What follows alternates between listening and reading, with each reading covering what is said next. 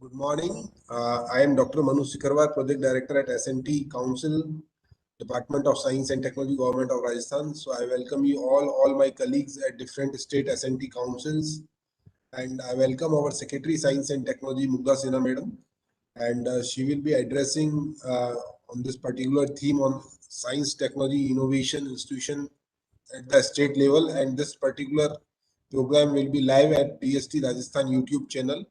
And so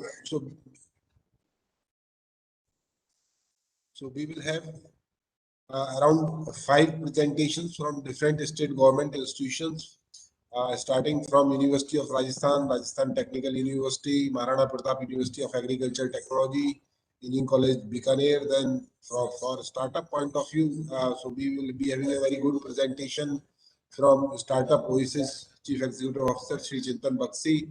So this is all about today's program, and definitely after our secretary address, so we will be having one short movie on our science centers. So it's a very interesting movie, And so now I will not take much of your time, and I would like to request our Secretary Science and Technology, Mugdha Sinha Madam, for her address. Namaskar, everyone. I hope I am audible to all. And thank you very much, Manu. And on behalf of the Department of Science and Technology, Government of Rajasthan, I welcome you all. And I'm extremely grateful for Government of India for giving us this opportunity of celebrating the Vigyan Utsav 2021 on the auspicious occasion of the 75th anniversary of our struggle for independence under the Azadi Ka Amrit Mahotsav. So my compliments to everybody, because this is a very, very good way of not just the center and the state of Rajasthan, but also I'm told that this program will be joined by all S&T councils and DSTs across India, and will be available to not only students and researchers, but to everybody who would want to see this program. It is available on our YouTube channel. So with my opening remarks, let us first talk about the science and technology vision for the state of Rajasthan and the pillars, because we also now have the fifth Science, Technology, Innovation, STIP policy, which has been launched by Government of India. And we are all being provided a framework under which we have to work. So as we have been deliberating, synergies and collaboration are very, very important. And when we talk of science, the aim of science basically is to be able to solve the problems of society. So when we say that, and we have seen in the last 2 years of the pandemic very clearly how science has come to the rescue of humankind, be it climate change, be it environmental degradation, the problems that face us, be it air pollution, be it even infrastructure in public transportation. Everything will require a lot of scientific inputs that will go into our policy planning architecture. So having understood what science is all about and what we are doing, I will just take 5 minutes to explain the broad pillars on which Department of Science and Technology is working in the state of Rajasthan. So I believe, as I already told you, and as also Carl Sagan has said, that while science and technology does so much for society, very little is known by society. So that also brings us to the question of how we can bring our scientists from outside the silos of our laboratory, bring them closer to the stakeholders who are looking up to science for scientific solutions to their problems. And please remember, the science is very, very dynamic. And also how we can use statistics, because when we talk of peer evaluated journals or Scopus Index, that is where statistics actually leads to value addition. And how also to be a bridge between the scientists who work in the silos of the laboratories and the society for which they work and the stakeholders for which they work. It is very, very important that they should be a medium of science communication. So these are all the pillars, and fortunately, all of them begin with an S. So it is easy also for all of us to remember. So science, stakeholders, silos of the laboratories, society, solving problem, using statistics, and using science communication, of course, with a lot of research that goes into it. To begin with, what have we done in the department in terms of, implementing the vision of the STIP policy, the fifth STIP policy, and how the center and the state are working together in a coordinated manner with all our stakeholders, which is basically the schools, colleges, universities, and the research institutions that we have in the state of Rajasthan. Also, if you will notice the schedule of the program, you will realize that we have tried to cover not just universities and colleges across genres. We have an engineering technical college, we have agriculture college, we have a university dedicated to research. We also have something on the startup ecosystem. We also have government, private, public universities. We have also gone across regions. So we have Jaipur covered, we have Kota covered, we have Udaipur covered, we have Bikaner covered. We would have very much liked to cover Jodhpur, but today the Honorable Vice President is visiting Jodhpur, and all institutions, including IIT Jodhpur and AIIMS and all our other universities, are taken up with that program. But we have 7 divisions in the state, and we have covered almost all 5 of our important divisions. And we have our regional science DST offices in all 7 divisions, which basically means that all our 33 districts are covered. If we look at the districts, we have initiated what is called mapping the scientific needs of the district, keeping in mind the aspirational districts, which would probably need much more input and investment of time and research funding. So we have kept that in mind. But now first let's look at what are the policies that we have initiated. So the most important policy that we have initiated is the state IPR policy, which was approved this year by our cabinet and has been placed. We are very soon the first meeting of the Executive Council. Just to also give you an idea, before the policy came into being, we also initiated a research cum royalty sharing matrix, which is called the University IPR policy. And through this platform, I'll once again reiterate and urge all our universities and colleges to adopt the policies so that you become eligible for all the funding for research that comes from DST and all other donors who might be interested in investing in research in your universities. And also because a lot of universities are signing MOUs with different people, it will be nice in the benefit of both researchers and institutions to sign up to our university IPR policy, which has been approved and formulated by experts drawn from all across India and from different genres and different fields of domain. Also, I'm very, since we are sitting on the cusp of 2 months from now in November, the India Innovation Index will be announced. And I'm very happy to state that DST is the nodal department in the state of Rajasthan for doing that. So I will also urge all universities and colleges to keep sending us their statistical information with regard to innovation that is happening in the incubation centers, because at the state level, we have both a rural innovation and a biotech innovation incubation center. And we work very closely with our State Innovation Council, a meeting of which has already been held under the auspices of our Chief Secretary to give direction to the kind of impetus we are supposed to give to the rural innovation. We've also written to all collectors to ensure that we are able to scout innovation happening in rural areas. We have also coordinated with IIM Udaipur, IIT Jodhpur, and AIMS to be our expert on this body, which is formulating the district level mapping of needs. And we will try and put our rural innovation that is happening in across our districts under that aegis. Also, I'm very happy to share that in order to encourage the SC and the ST population conglomerations in various villages across Rajasthan, we are also looking at how we can apportion the research funding, the workshop funding that comes, and utilize a percentage of that to ensure that the needs of the SC/ST population and women in particular are also taken up in our state of Rajasthan. We are very happy to say that we have adopted open science and open innovation in our state. The policy has been approved in our state. We are also investing a lot of time, energy, and scientific awareness in building citizen scientists, because I think if science is open, then everybody should get an opportunity to be able to become citizen scientists. And for that, we have done various events across Rajasthan, integrating various departments. And just to mention 2 important events which have garnered a lot of coverage and also a lot of interest, scientific interest in students. One is the asteroid search, international asteroid search campaign that we started with IASC, NASA last year during the lockdown in May 2020. And thereafter, we have done 5 versions of it. And the next version is starting on 1st of November till the 26th of November. The registration is on till the 15th of October. This has really caught up in our state and has also been announced in the budget.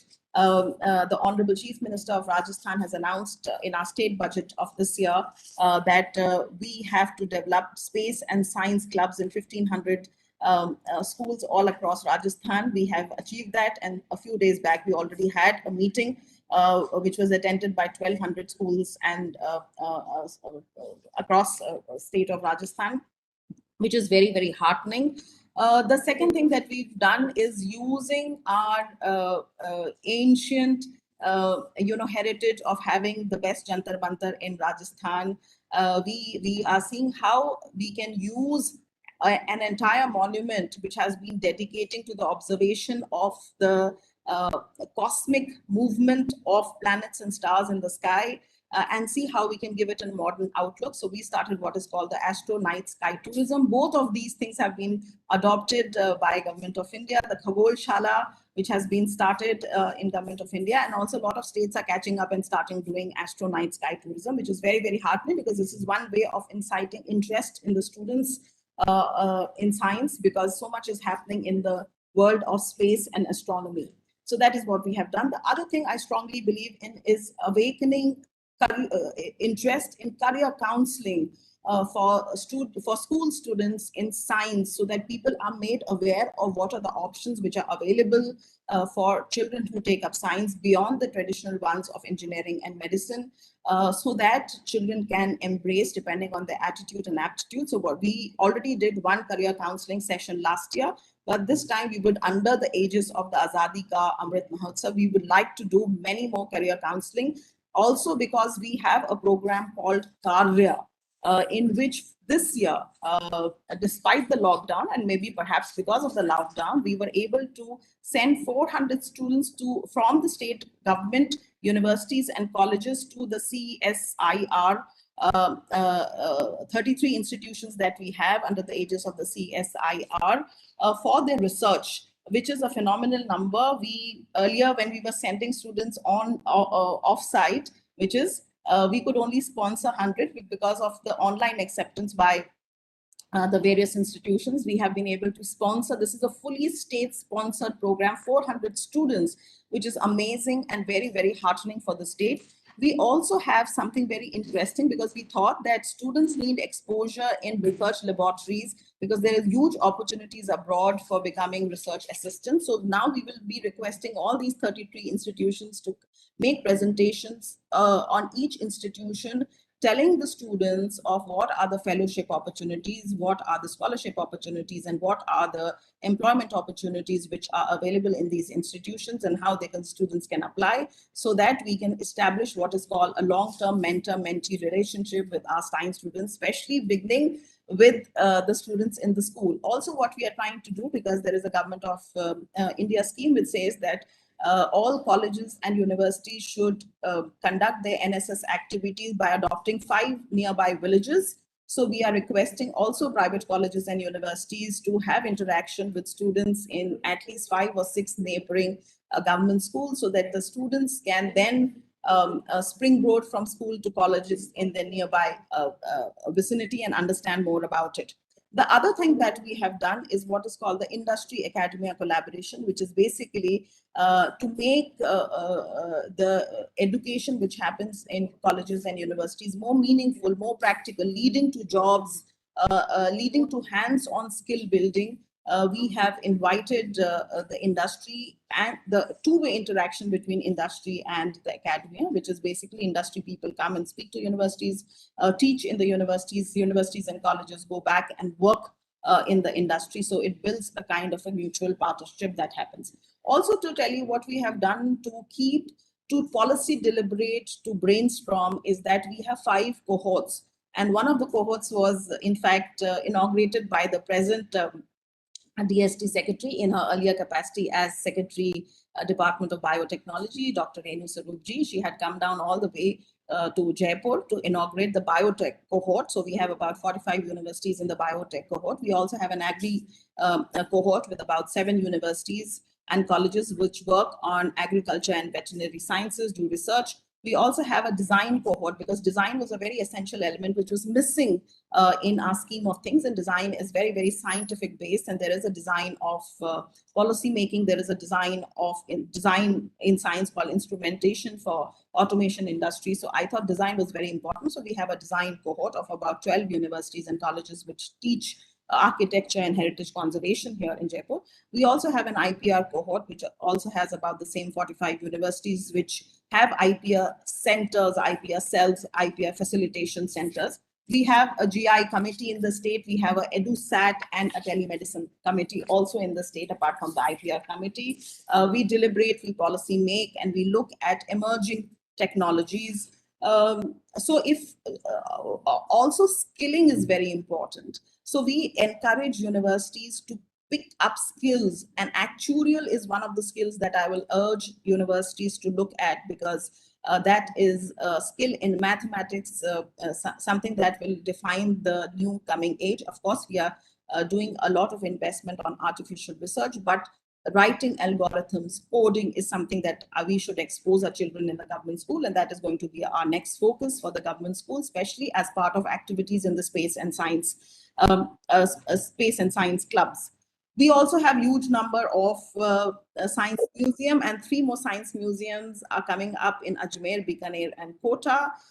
So that will cover a vast number of 4 we already have at Jaipur, Jodhpur, Jhunjhunu, and Jhalawar. And since we'll be, showing you a movie, I will not speak much about the science museums. But to encourage science communication, we have done about more than 100 webinars on various subjects during the last 2 years of the lockdown, more online. Earlier, we were doing a lot offline in the Birla Science Center, but we have kept our audiences engaged throughout. We have also done a lot of Yash dialogues, which was what the government of India gave us the theme of Year of Awareness on Science and Health Communication. So science communication and health. So we did a lot of programs to keep people abreast of the research that was going on behind COVID, behind various problem solving things of COVID.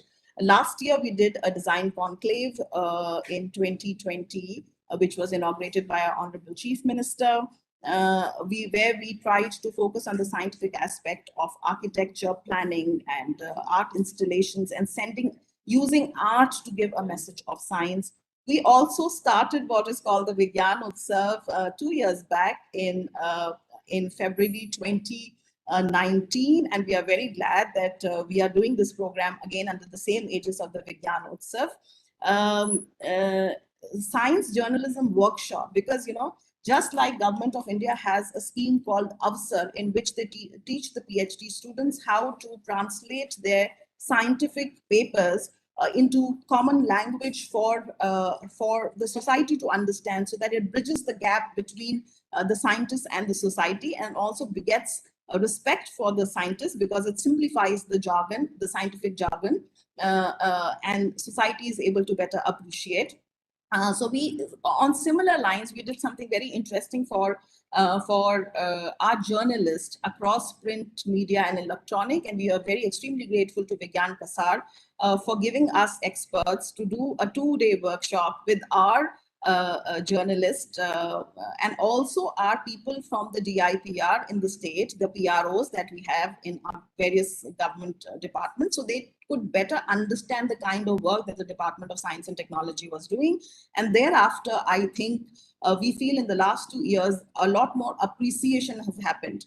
Also, the coming together in cohorts has also enabled our universities to put up various projects of Government of India. All 12 colleges and universities under the design cohort have applied for the STI project. We are also working very closely with IIT Jodhpur on digitization of our museums when I was Secretary Art and Culture. We also did what is called a Stride Conclave, and I would just like to talk a little bit on the acronym of the Stride. So Stride is basically how I like to define the work of the Department of Science and Technology in Government of Rajasthan. So S stands for science, T stands for technology, including biotechnology, R stands for all kinds of research, I stands for innovation, D stands for design, and E stands for entrepreneurship, or what we call a startup. The other thing that we did is, because we are right now celebrating the 75th anniversary of our freedom struggle, and we are also highlighting the struggles of our freedom fighters. Apart from highlighting the 221 freedom fighters of Rajasthan, we are now focusing very strongly on highlighting the work that the scientists have done in the state of Rajasthan, and focusing especially on the women scientists of Rajasthan.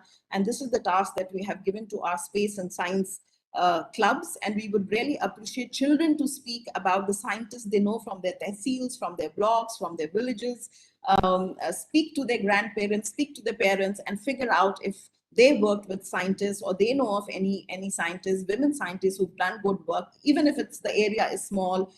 So that is our way of paying tribute to the scientists in Rajasthan, and also talk about scientists in India and abroad, so that we become familiar and we get inspired by their work.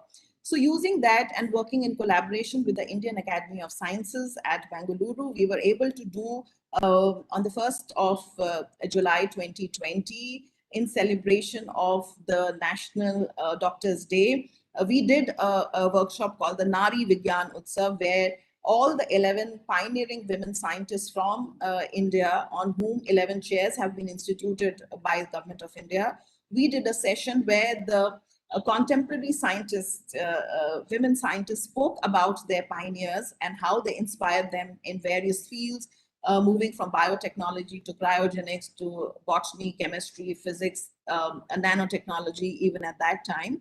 So, not only to pay a tribute to them, but also to get inspired by the work that they have done, which has pioneered and maybe cleared and broken a lot of glass ceilings.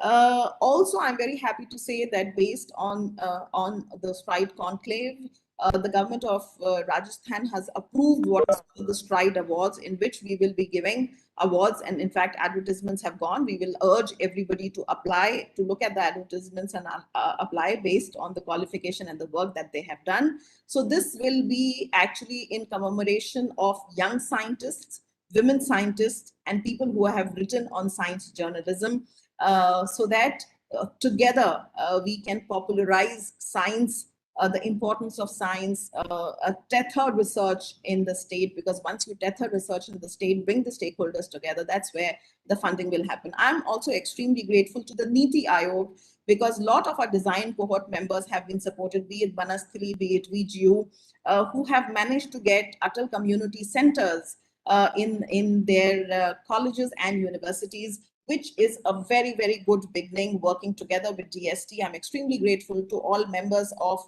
the various cohorts that we have, who have actually worked together in tandem with DST, Government of Rajasthan, and DST, Government of India, DBT, and Niti Aayog, to foster this ecosystem of technology business incubation in the state of Rajasthan. And I'm sure very good seeds have been sown, and they will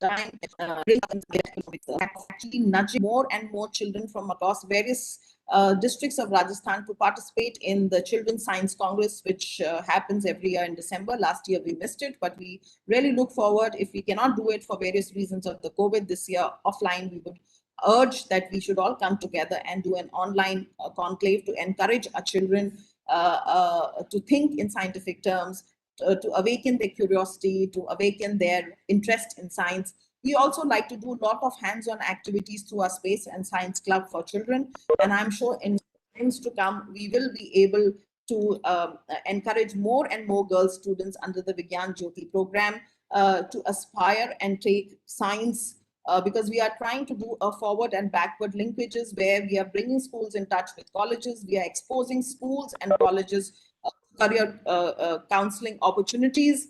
And we are hopeful that there will be a streamline, a focus, beginning right from the schools down to the college and the universities, in taking this flag of science, technology, research, innovation forward. We are also very extremely happy that Government of Rajasthan has funded a lot of business incubators in the state, at least in 12 or 13 colleges and universities, and all of them have translated into startups which have started working in the field, more in the field of design, some in the field of science and technology. And I must compliment and urge all institutions, be it institutions of the Government of India and the institutions of the state, be it schools, colleges, and universities, to all come together and tell us, also demand, be demanders, because there is one thing we still need to do, is set up an e-library as part of the open science initiative that we have taken, so that research is available to everybody free of cost, and access to research and journals is available to everybody. There is a lot that one can do, but please remember that there is a framework and we must work in concerted effort together to be able to solve the problems of society, because that is what Gandhiji said, that whenever you have to take a decision, you have to always look at the last man standing. So with these words, I thank all of you, and we are very, very happy to partner with all other state councils and do exchange programs, join each other's programs, and also invite. I'm using this platform today to invite all of you to tell us if you are interested either in providing your talk about certain science topics, or you would like us to engage with you as audiences, because that is how in partnership we have to take it forward. And just one word of thanks to my team here and in Government of India at the department at CPAM for giving us our latest GI tag for the Sojat Mehendi at Bali. I'm extremely grateful to everybody who toiled and worked for it, because it was hanging in limbo for the last 2 years because of course, some cases also which were pending. But extremely happy that the CG has taken this forward and also given a boost. So indigenous knowledge and traditional knowledge is also something that we'd like to work. And we have already done some kind of tie-up with Trifight, and we look forward to working with all other Government of India agencies. So once again, my best compliments to everybody who was here, and thank you for this opportunity. Let us talk and let us collaborate and cooperate to take science, research, innovation, technology, design, and entrepreneurship forward. Good luck and all the best. And I'll now request Manu to show everybody the movie. So I'll now go backstage so the movie can be seen by all. Thank you and good luck. Thank you, Mugdha Sinha ma'am, for an overview of science, technology, innovation ecosystem in Rajasthan state, and of course the policy measures taken by Department of Science and Technology, Government of Rajasthan. So I request now our technical team to play the science movie, the science museum movie, and after that we will have the presentation from Dr. KVR Rao. Dr. KVR Rao is Director at Center for Converging Technologies, University of Rajasthan, and this center was established with support from Department of Science and Technology, Government of Rajasthan. So before we take the presentation, we would like to request our technical team to play the Science Center movie.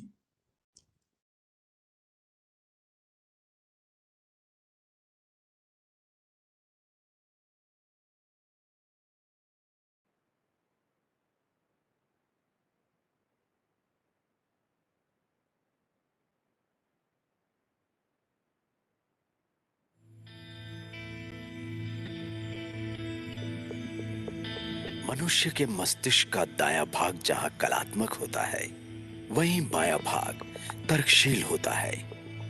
ये हर बात में तर्क ढूंढता है, जैसे क्या मंगल ग्रह पे मनुष्य जीवन जीने की संभावना है, या फिर पृथ्वी के अलावा आकाश गंगा में और कितने ग्रह हैं।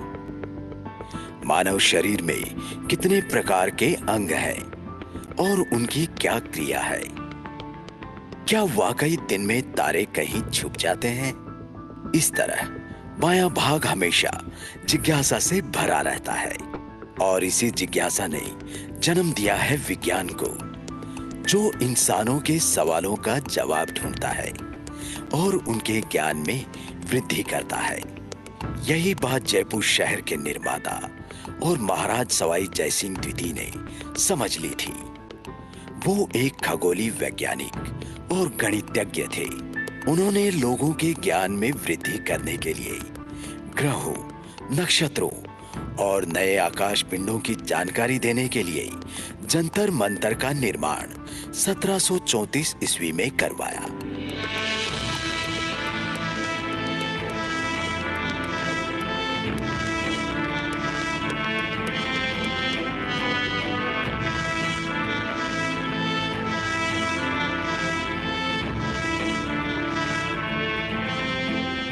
यहाँ आप 19 तरह के यंत्रों की मदद से ग्रहों और नक्षत्रों के बारे में जान सकते हैं। ये महाराजा सवाई जयसिंह द्वितीय जी के विज्ञान के प्रति प्रेम और लोगों के ज्ञान को बढ़ाने की उनकी प्रतिबद्धता का अद्भुत उदाहरण है, जिसने राजस्थान का नाम पूरे विश्व में गर्व से ऊंचा कर दिया।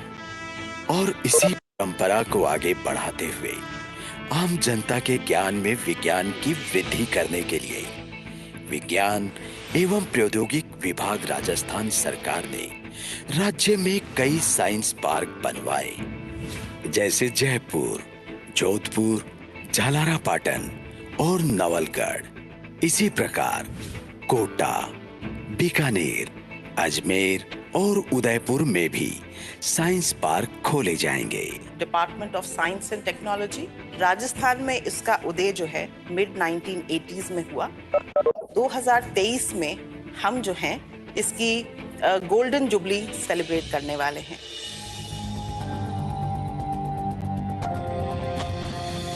जयपुर के साइंस पार्क की स्थापना वर्ष 1998 में की गई और 29 दिसंबर 2012 में क्षेत्रीय विज्ञान केंद्र बनाया गया।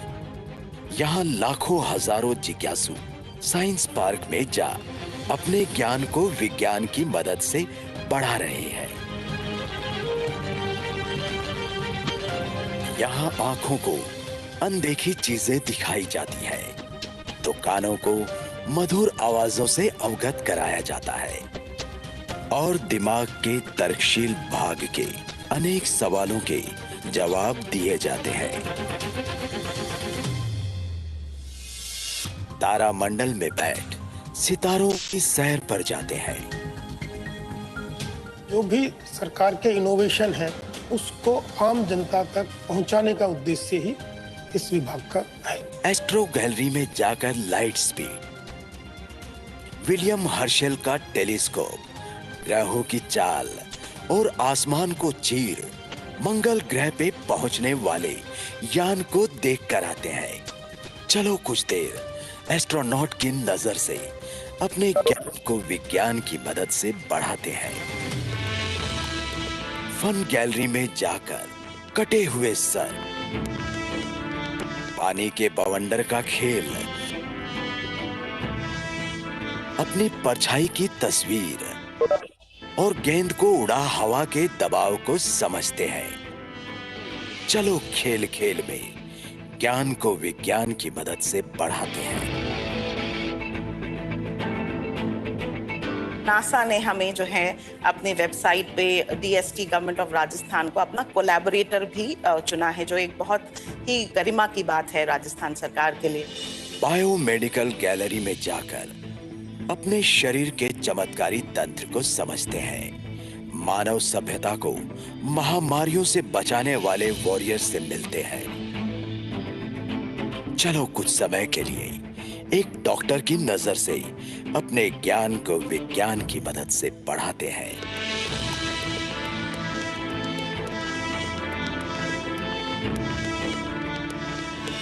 आओ बैटरी कार में बैठ हजारों साल पुराने डायनासोर से मिलकर आते हैं और पार्क में बने खेल यंत्रों की मदद से खेल खेल में अपने ज्ञान को विज्ञान की मदद से बढ़ाते हैं। ट्रैफिक पार्क में ट्रैफिक के नियम को समझते हुए कार और बाइक चलाते हैं और चमत्कारी कंप्यूटर की जादुई दुनिया को सॉफ्टवेयर इंजीनियर बन अपने ज्ञान को विज्ञान की मदद से बढ़ाते हैं। विज्ञान की दुनिया से बाहर निकल चलो अब इतिहास में गोता लगाते हैं। भारत को आजाद करवाने वाले अहिंसा के पुजारी गांधी जी के दर्शन करके आते हैं। इसके अलावा department of science and technology ने एस्ट्रो टूरिज्म शुरू किया है, जहां टेलीस्कोप की मदद से आकाशगंगा, चांद और मंगल ग्रह को करीब से दिखाया जाएगा। राजस्थान के वित्तीय वर्ष 2021-22 के बजट में भी विज्ञान एवं प्रौद्योगिकी विभाग के वर्तमान मंत्री और राजस्थान के मुख्यमंत्री आदरणीय श्री अशोक गहलोत जी के नेतृत्व में प्रदेश के लगभग 1500 राजकीय विद्यालयों के कक्षा 6 से 12 तक के विद्यार्थियों में वैज्ञानिक गतिविधियों के प्रोत्साहन के लिए साइंस एंड स्पेस क्लब खोलने का निश्चय किया है। इस तरह लोगों के ज्ञान में विज्ञान की मदद से वृद्धि करने का पूरा श्रेय जाता है विज्ञान एवं प्रौद्योगिक विभाग राजस्थान सरकार को। मैं आप सभी को आमंत्रित करती हूं कि आइए और हमारे साइंस पार्क को विजिट कीजिए और इसका लुत्फ उठाइए।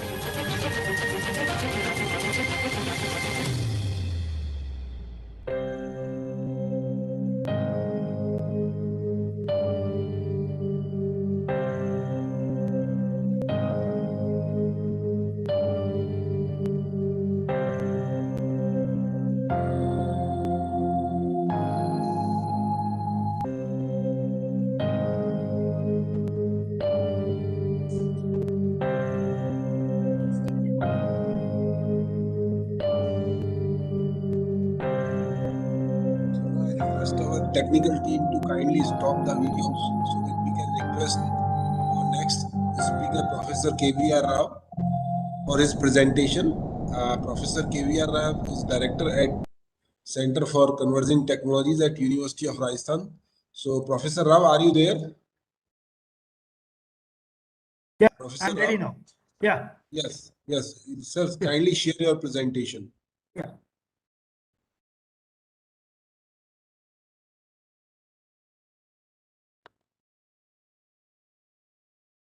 Okay, are you able to see my presentation? Yes, sir. If you just kindly make it in a full screen mode, please, sir. Yeah, I will slideshow. I will start it.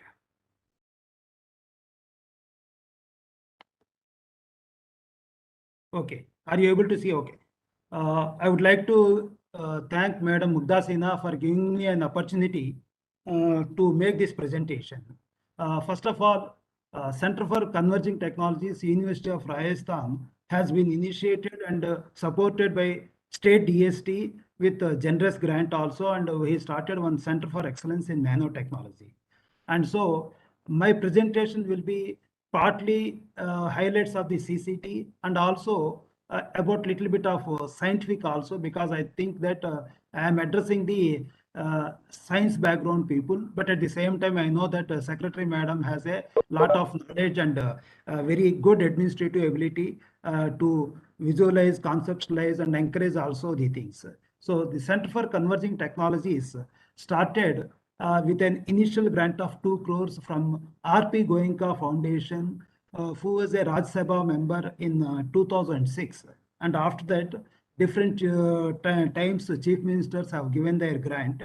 And finally, present chief minister, Sri Ashok Gehlot ji, has given a budget announcement of around 13 crores to establish Center for Excellence in Nanotechnology. And so I am just going to certain things. So the center basically conceptualized to strengthen quality education and to pursue high standard research in the frontier areas of nanotechnology, biotechnology, bioinformatics, information and communication technology, and cognitive and neuroscience technologies. So what I can say is that I'm not claiming that so techno-economic development of the country or nation, but we would like to say that we would like to have some sort of a well-trained manpower to make that available for the nation as well as also international also. And I think basically I can say that with privilege and proud that CCT has produced nearly 100 nanotechnology PhDs in different parts of the world with excellent scholarship, and now there are certain faculties and also research scientists and other places. And also we have also the thing is that cognitive and neuroscience in collaboration with Savai Mansingh College, we also developed a good faculty, and also our students at University di Roma, University of Rome, nearly 20 people have gone, and still they are also demanding us, any student is there, please send us and we'd like to have it. And this is some sort of a unique course started with the 2002 or something in the National Science Foundation. But I think this is the unique course which we are offering in the entire country. And I think other people later adopted this curriculum and other things. And so I can say what are the achievements of CCT is that we got a grant of nearly 2.2 crores from the BERAC to establish University Innovation Cluster. And it is now renamed as UUA, and now they have also given an extension with an outlay of around 3.18 crores for next 5 years. And also we have one more DBT supported IPLS interdisciplinary program in life sciences. That means a nanotechnology, biotechnology, and then a medicine. And we got a grant of 10 crores. Under that also we acquired certain building and other things, and also these things. The other highlight of the CCT is we have a national initiative for setting up of a design innovation center. Of course, I think I have written wrongly. Now it is a Department of Higher Education, Government of India.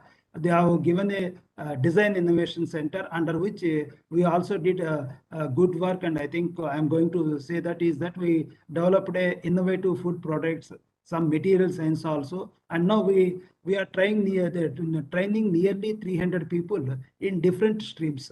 Like what I'm saying is that a computer aided drug design, and then the material science program where the local the precious stones and other things, how to make it and other things. These are all certain things we are doing it. And I think we were the first university that too in a central or state university awarded by this thing because of our excellent track record. And of course, major role played by the DST grant, with which we have also shown there. And then the DIC has given that one. And so I think 1 or 2 patents are on the way, at least in the food products and also on the computer-aided drug design. Okay. And so design-centered innovation is a force multiplier. And so project that what I'm saying is that we have competed with Indian Institute of Science, and then IITs, and then Delhi University, and then University of Rajasthan was the first phase. So nearly the 3 design innovation courses have been started, and then another 3 we are going to launch. So that's why I put it in this thing, nearly 6. And then we have a target of around 600 people to be trained per annum. And then whatever be the courses we are offering is completely free of charge. And then these are all limited to what I'm saying is that for the time being, University of Rajasthan admitted students, research scholars, and also government colleges within the Rajasthan University jurisdiction, like Jaipur and Dausa, and these are the 2 districts. And so then BIRAC, what I'm saying is that the mandate is that development of commercially viable phytochemicals, stem cells as cellular therapeutics, and then microbial enzymes and other things for in silico domain, establishment of nanomaterial synthesis facility for water purification solutions.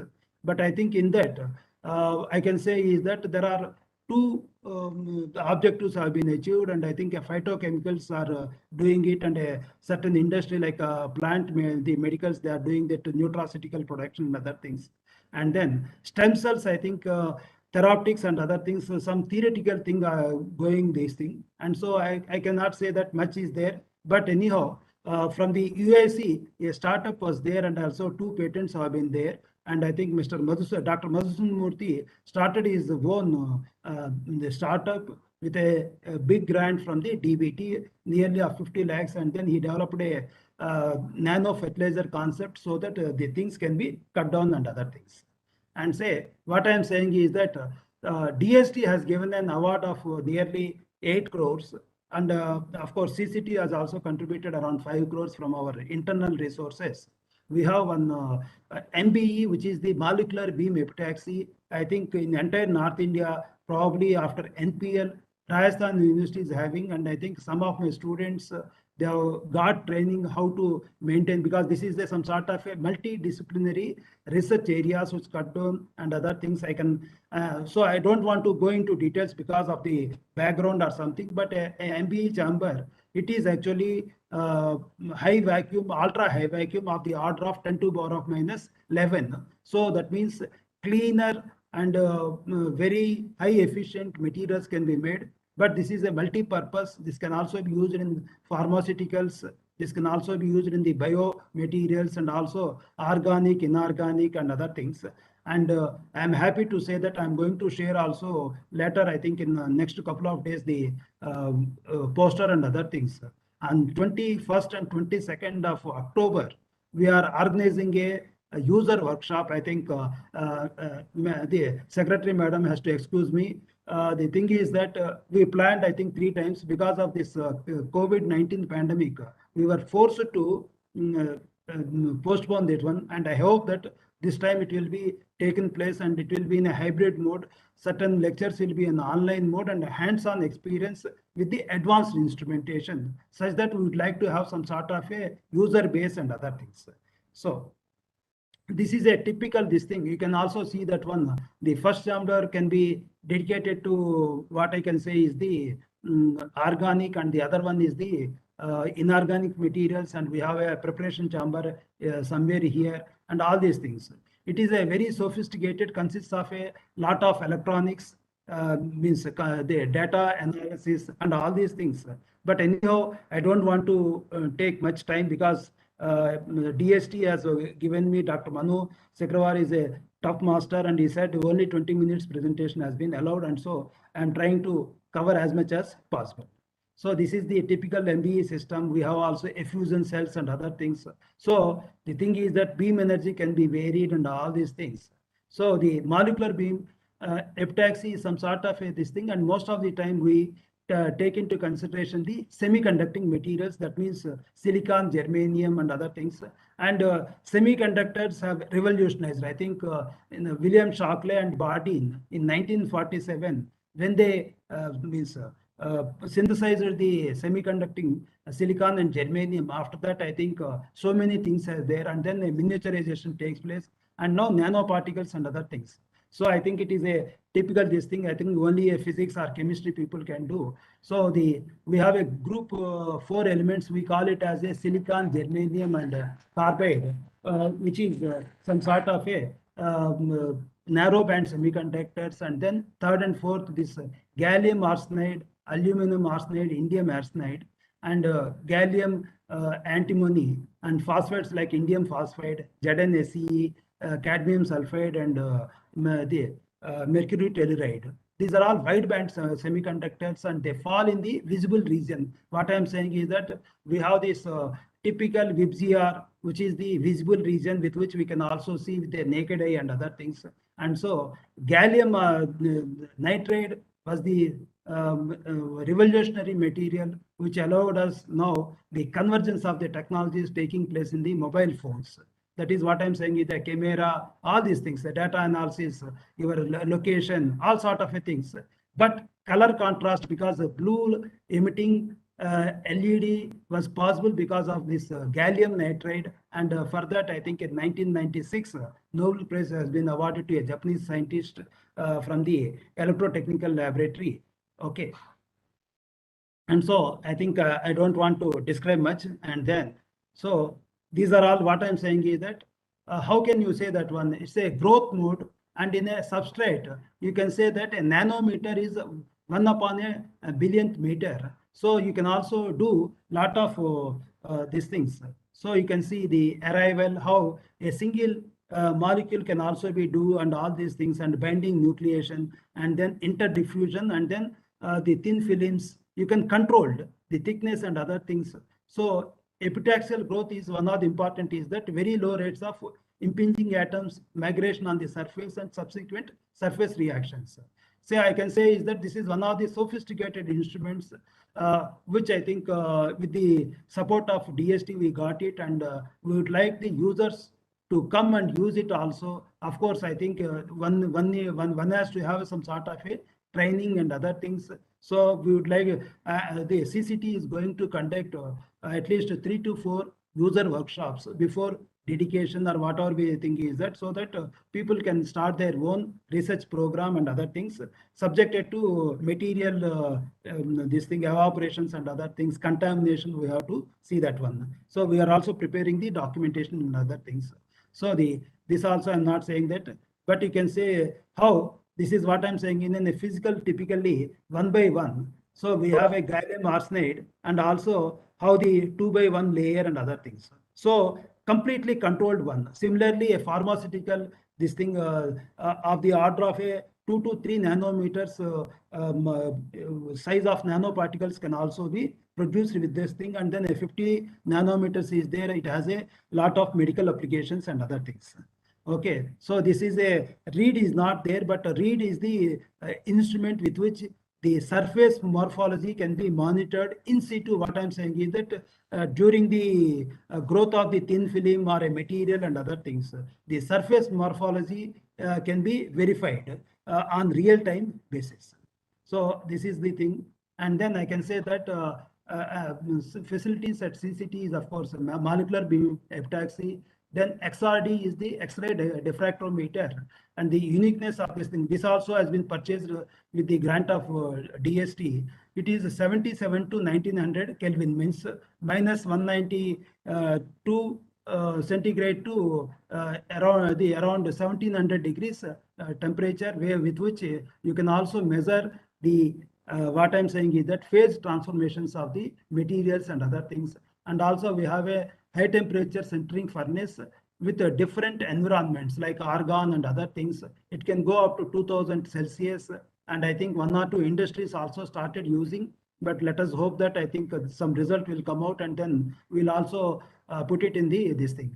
And then we have also one more, this dynamic light scattering is there, with which in a batch mode, the particle size of the nanoparticles can be measured within a minute, a fraction of a minute. And so that's why the other things are there. We have this UV vis for routine characterization, photoluminescence to see the color traps and other things. And also I think almost at the 10 to 12 years back also, we did some collaboration with some of the Durlabji and other people for the color centers, how to enhance and other things in the gems and jewelry expo, this thing.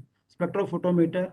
We are also student training. What I'm saying is that the advanced training with which our CCT students got on this scanning tunneling microscopy, atomic force microscopy, with which an atom can be seen. This is possible because this Binning has developed in 1992, and I think in 1993 he got it. And also corrosion measurements, we have this thing, zeta potential, spin coater, this thing. And also we have a good data analysis. And I am happy also, the thing is that we have this thing. And then we have also RT-PCR machine for our gene separation, and then doing a certain measurements for the biomaterials, gene gun to impinge this thing. And we have also high performance liquid chromatography for the medical applications.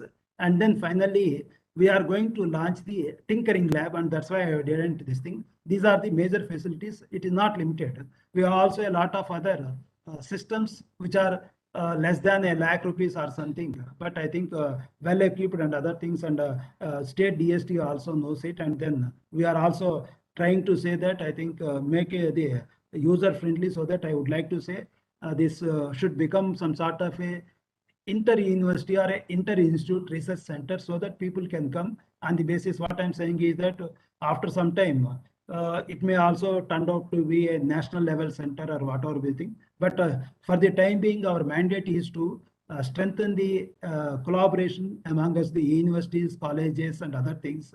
And so only thing is that we have to see the accounts and finance rules, how to extend and other things. So I am working out these modalities. We also, industry linkage is there. So we have 7 industrial partners are there, which I can say is that there is a Lotus Dairy is there. So what we are doing is that production of fortified food commodities. And then iStras and enterprises, because we have also industrial partners.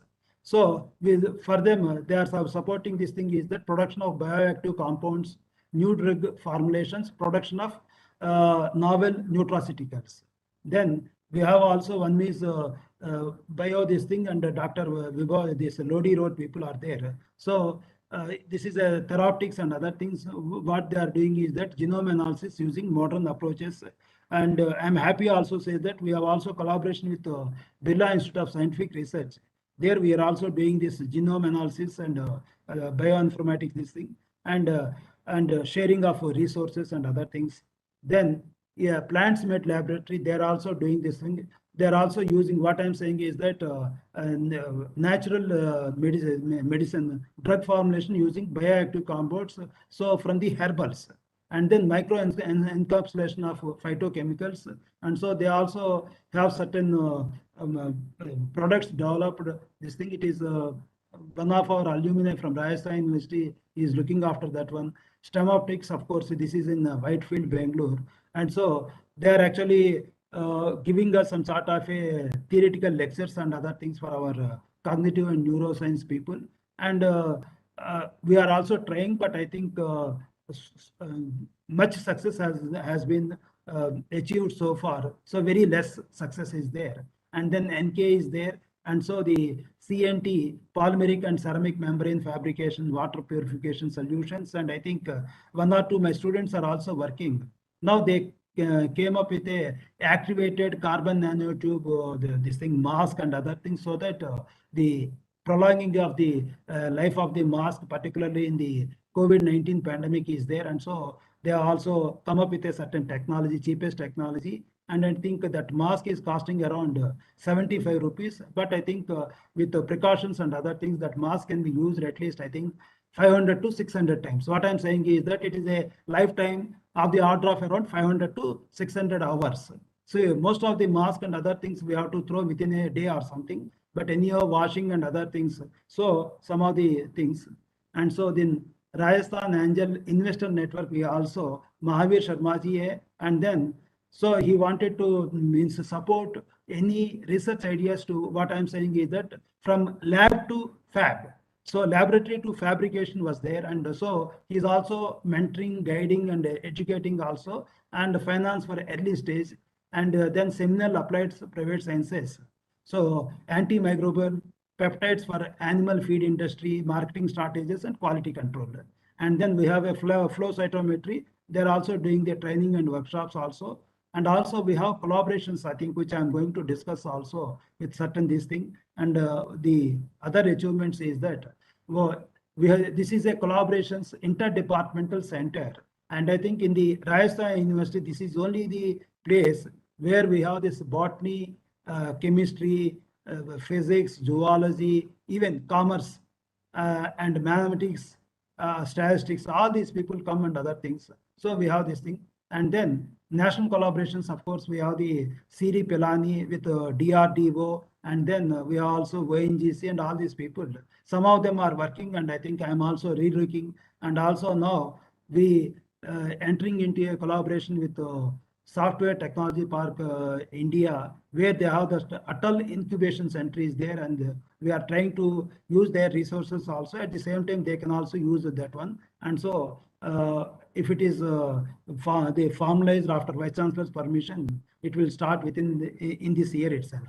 So national collaboration is there with Indian Institute of Science, and then Department of Chemistry in the BRC, the Chemistry Division, and Physics also.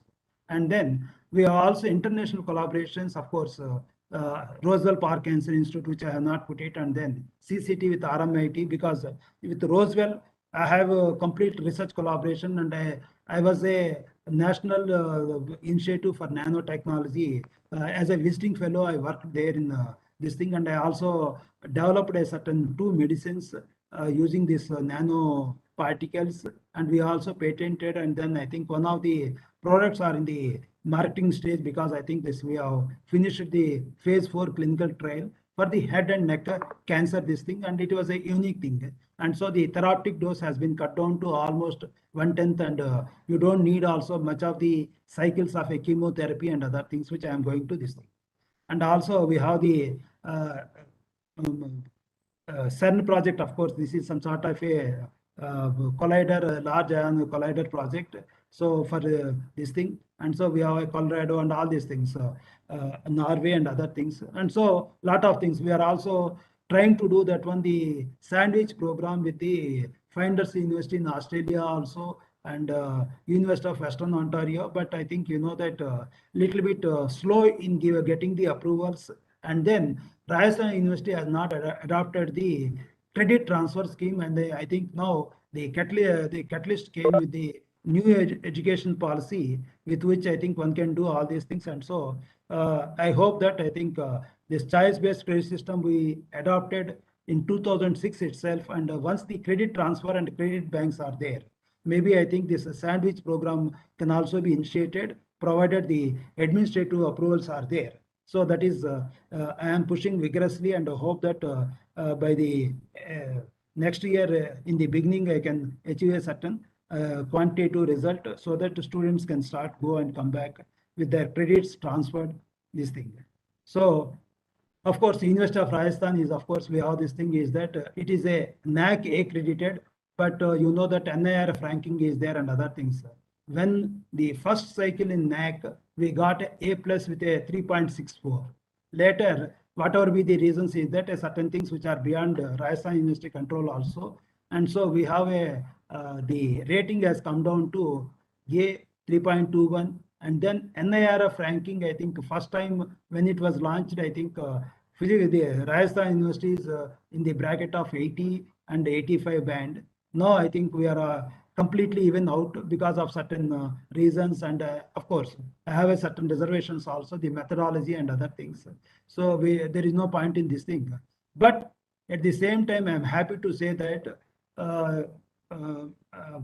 then Prime Minister Sri Manmohan Singh ji, in Bhubaneswar 2012, 99th Indian Science Congress, he says that the Rajasthan University leads among the top 50 Indian scientific institutions where the citations per paper under international collaboration or individual collaboration is there. And so, and then we have also nearly 2,900 quality research papers. What I'm saying is that even now also, I think in the state of Rajasthan, the so-called H index and other things are there. Rajasthan University leads even with the 70 to 80, and you can also this thing. And then CCT has collaborated with Inje University, South Korea, and also Griffith University, RMIT. And then we are also University of Illinois, Urbana-Champaign, and then Southern California, and all these things are there. But we have to also, lot of procedures have been come up, and then international collaborations means you need to go through also Department of Higher Education and other things. So within India, SMS Medical College is a very strong pillar in supporting our cognitive and neuroscience, CSIR labs, DRDO labs, IITs and other things. There are also this thing. And then PERS is that pursuing the scientific research in the exemplary areas. So DST has given, and I think unfortunately due to administrative procedures and other things, we have to return the certain grant. And Rajasthan University has also awarded UP grant, under which we got around 50 crores. Only 25 crores they released, with which I think we have set up also. So in a way is that Rajasthan University is SEM and TEM is also available. There is a SQUID and other things which I have not listed.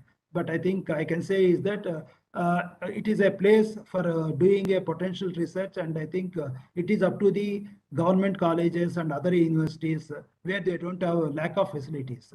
Because when I was in way back in 90s, I think I have written also a big science in third world countries. So I'm also going to show you how the big science is going to contribute towards that one. But we are fortunate that I think now government of India or a government of Rajasthan, they are very, very liberal in giving the grants. But at the same time, this CCT or a University of Rajasthan have a social responsibility to deliver the goals or parameters set for that one. And I think in that, I can say is that from my bottom of my heart, we have not achieved that tangible progress so far. And for that, I apologize also. But I would like to say that without manpower, this is also not possible. And so how to get it? And I think Madam also knows, and we also submitted a proposal to Rajasthan government for sanctioning the manpower and other things. So I think it will come in the next 1 year or so that it can start this thing. And so then the Rajasthan Yuva Protsahan Yojana. So Mr. Ravi Agarwal of our gold alumni, and he was the first PhD in CCT also. He got a Protsahan Yojana. And then ISC Bangalore, Association of Biotechnology-led enterprises. We have a Sachin Dubey, Usman Khan, Shiva Chaudhary. They got first prize. Similarly, Aishwarya Mathur, Srasti Jain. I can say is that later also some people got it, but these people stood first in that one. And now Sachin Dubey and Usman Khan, I think they have launched their startup also. And then they are also coming up with U-Sense and other things for the urinary tract infection. But what I'm saying is that Sachin Dubey or Usman Khan, at that time when they started, they were unable to do anything, and then they have gone to Pune for this, what I'm saying, incubation and other things. Now, with the support of DST, we also have a biotechnology incubation cluster is there, and previously we have this UAC, and now Design Innovation Center, we are under which also we are expecting one startup will be launched in next 6 months. And so, and then the Rajasthan University, all science departments have support under FIST, and FIST means the science and technology for the grant, and I think they have given, and UGC Center for Advanced Studies, departmental research support and other things. So what I'm saying is that it is 13 crore grant provided by state DST to CCT, but I don't know now with the fund constraint and other things whether we are going to get that rest of the amount or something. And then I am unnecessarily repeating, but I think this grant has been, and then students generally goes to a lot of places, like what I'm saying is that for their doctoral research or MTech dissertation and other things. Like what I'm saying is that Sunny State University of New York at Albany, Buffalo, and then South Dakota University, University of Rome, IITs, NIMHANS, DRDO, CSR labs. So they have made an impression, and I think now CCT is some sort of a manpower supplying is there, and every IIT and other places they are also asking. In a way, is that CCT is the start of the manpower, whereas IITs, IASs, TFR, they are BRC, they are gaining a lot, and so we are also our trained manpower is going out. So it's some satisfaction at the same time also is a very great loss, because we are unable to maintain the advanced instrumentation, and with great difficulty only we are doing it. So the support initiatives, we have this, what I'm saying is that module innovations, it is we are not, and certain patents are there, Professor MP Doval. So we have the pharmaceuticals company China, we have transferred. It is in the name of Professor MP Doval, and also irradiate this compound for the contrast imaging and other things. Development of catalytic fuel kit for car, YK Vijay Saab. Also these bimetallic nanostructured materials, DK Sharma and other people got it. So we were the first in the entire state of Rajasthan, or also in the university, always choice-based credit system where students can choose their papers and then specialize in a particular area, or they can get a training not only in nano, but also in the other converging areas like biotechnology, informatics and other things. So what I'm saying is that certain times they used to come with a nanotechnology, and finally they used to get their degree in the cognitive and neuroscience. So for example, a student may take 50% credits from nanotechnology, 30% from biotechnology, and 20% from ICT, which is, I think, 15 years back we started, and now this national education policy has emphasized that what the thing is that students have a freedom to pursue in a leisurely manner, but at the same time their own choice and other things. So I think this I am not going to talk about it. And then how the nanotechnology or this thing is that new world in life sciences is that genome expression microarrays, and then with this COVID-19 mRNA gene, mRNA type of assays and other things, whether Pfizer and other things, the vaccination is based on the DNA and RNA teams, proteomics, bioinformatics. Now systems biology is there, and so I can say is that the P3 initiative is there. Path to predictive, personalized, preventive healthcare is one of the goals with which we would like to work. So, and then you know that I think with the temperature rising and then the ecological imbalances, So you have to also the energy future. That means creating a technology for much more efficient combustion, enhanced recovery from existing oil fleets, all these things. And so long-term solar, wind, and other things I am not. And so it is my some sort of a Hilbert is one of the greatest scientists. So used to say that a mathematical problem should be difficult in order to entice us. If it is the challenge is very difficult, I think you will also be enticed. Yet not completely inaccessible or solution is there, lest it mark at our efforts. So it should be to us a guide post on the hazy paths. Sorry, I think spelling mistake was to hidden truths and ultimately a reminder of our pleasure in the successful solution. The David Hilbert did it. And so the structure, property, correlation, concept, materials, role of experiment. And then I think I can say is that these are all some of the things. Multi-component systems, how chemical and physical properties can be understood. That can be achieved through using the MBE, and so you can make the tailor-made materials, and from femto 10 to the power of minus 15 seconds to 10 to the power of 15 years, temperatures more than 1000, and then radiation doses to hundreds of displacements per atom and other things. So I think these are all, I don't want to this thing, but I can say is that some of the systems, synthetic biology or systems biology is one of the emerging field, is it interdisciplinary science and engineering to design and build novel biological functions and systems to gain insights into what makes life tick, constructive, and the genetic circuits to achieve and all these things. So I don't want to read, but I think I can share this presentation also, no problem. And so finally, I can say emphasize is that structure, property, performance, correlation is key to the integration of experiments with modeling and simulation. And then concept materials is that virtual prototypes, all atom models capable of predicting functional behavior in extreme conditions, transforming existing technology from empirical practice to science-based. And so these are all the things. And then it's, I think, a world one.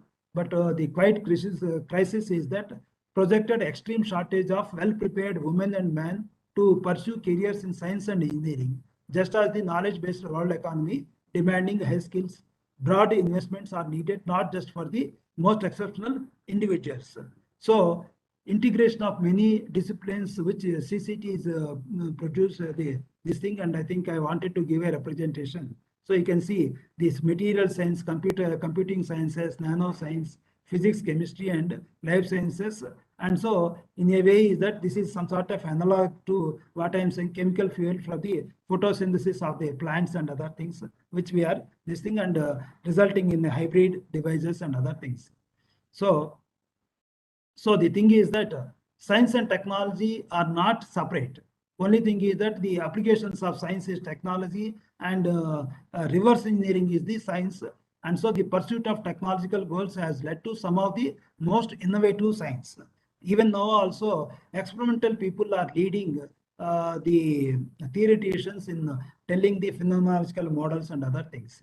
And so science done with new technology has the best chance of discovery. And that is what I can say is that gallium nitride, which has revolutionized the mobile with the blue light and the screen is made up of the blue light, this thing. Okay. And then, so energy conservation and efficiency can buy time a factor of 2, but the fundamental problem remains. So a solution interface of biology and national concerns, national security, economic prosperity, environment, so sustainable COT. So what I'm saying is that, which I am not going to this thing, I run also. These are all the solar energy, wind energy, and when I am teaching also, they used to say that which one is the cleanest and other things. So these are all the things, solar to chemical energy. This now hydrogen fuels and other things are come up, and now it is easy. And so how to portable and miniaturized catalytic converters so that hydrogen can be produced and other things.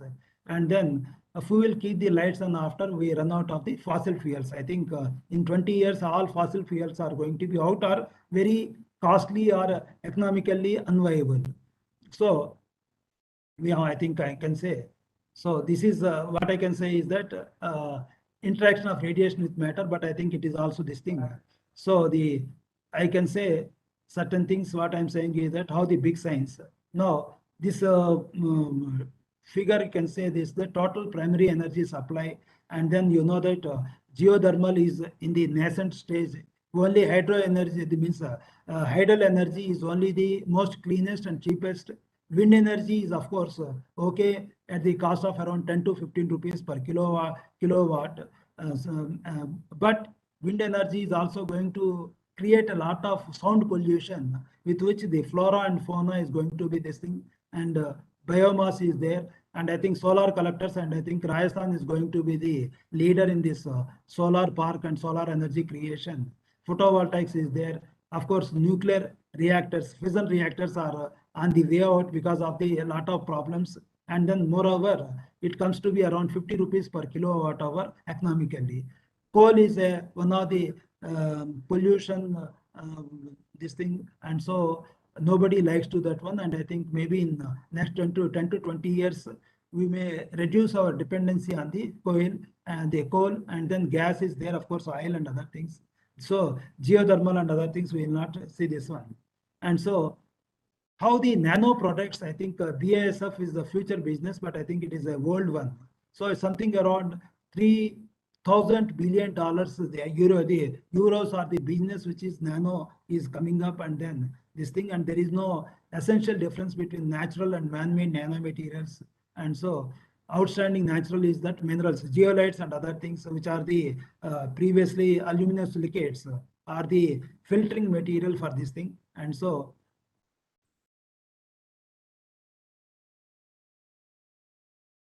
okay, this is the what I'm saying is a typical synchrotron radiation, where the big science and other things I will also show, because here I used to work also. I am also now working also. This is argon photon source at Argonne National Laboratory. So a big science where nearly 50 to 20 beamlines are there, and the scientists are working, nearly 500 scientists, engineers, all sort of this cross disciplines and other things. So this sort of a facility in India, it is available at Center for Advanced Technology, Indore. And so they have a 2.8 GeV, whereas this is a 5 giga electron volt this thing, with which one can also do a lot of science cutting across the disciplines like NBSc and other things. So this is the typical aerial view of the advanced photon source at Chicago, Illinois. That is advanced the Argonne National Lab. So you can see that one. It contains, and I think where nature is also existing, and I think this deer and other things, antelopes, all these are also moves around in groups and other things. I'm lucky and fortunate to work here. And so these are the things, but I think I'm not going to bother. Yeah, this is the typical BioCat beamline, where people use it to describe what I'm saying is that the DNA sequences and other things. And also International Genome Project, this was the BioCat beamline has contributed a lot, because it is now bioinformatics, a lot of tools to extract the DNA information and other things. And so these are my typical results which I obtained from this thing, and I'm happy to share that one. It was published in the Journal of American Chemical Society with an impact factor of nearly 12, and also have a citations of around 1600 till date. So highest this thing, and I think in my view is that whatever we think is that I am satisfied with my achievement or this thing. And I think I am hope that in course of time I am able to publish a paper in science, which I think a lot of work is going on. And once it is there, maybe I think I can also end my scientific career on a high note. And it has an impact factor of around science. And then that is, of course, the title of the paper is Lasers in Medicine, which is tracing how the light tissue interactions and other things. So I hope that I think in 22 I will be able to publish after this thing. Okay. So yeah, Kennedy is that okay.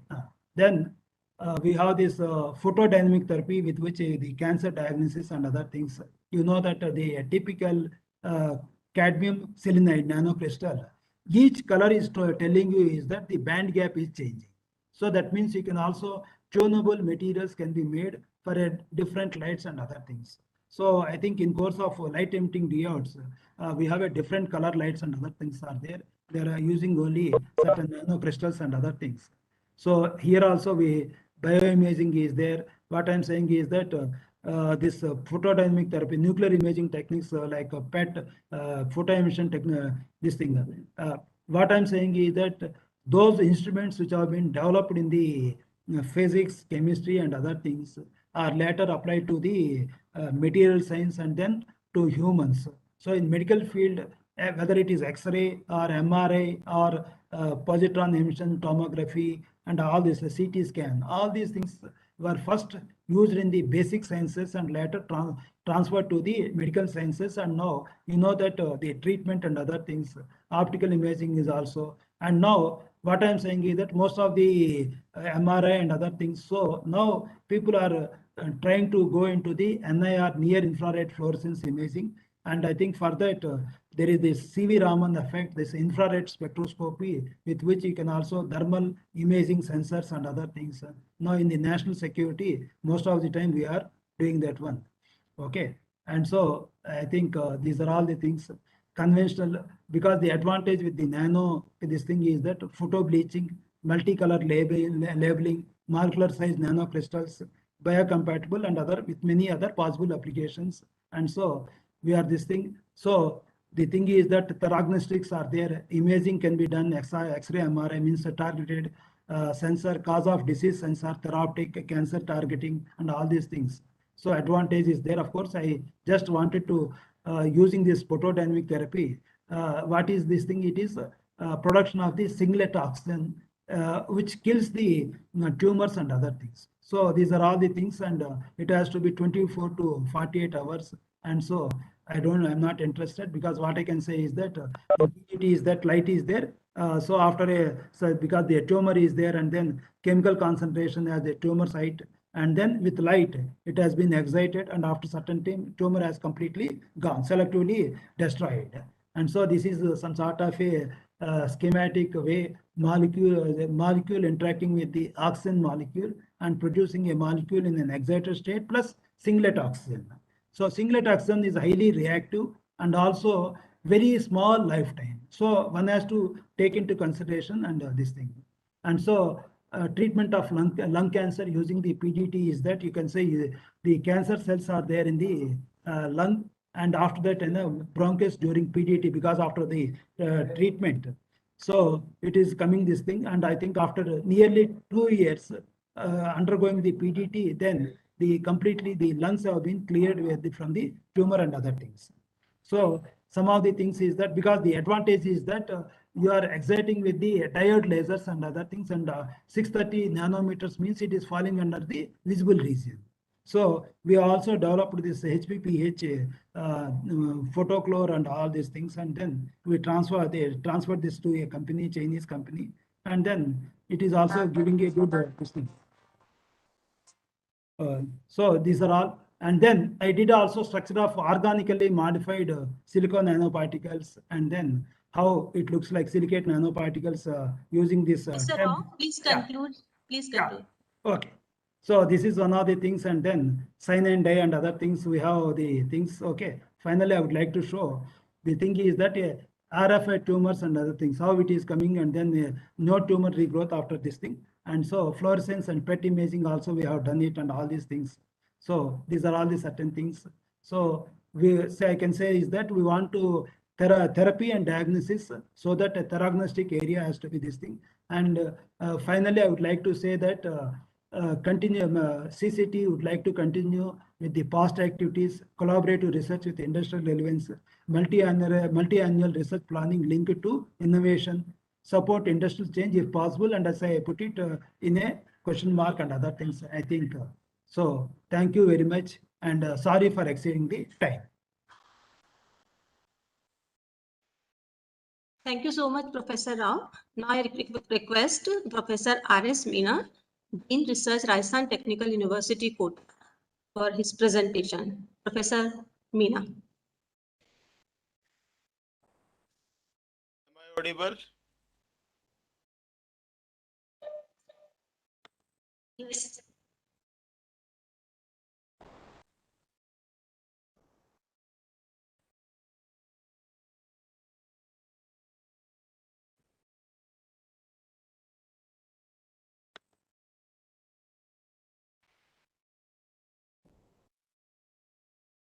Good afternoon. Am I audible, ma'am? Yes, sir. Audible, sir. Yes, sir, please.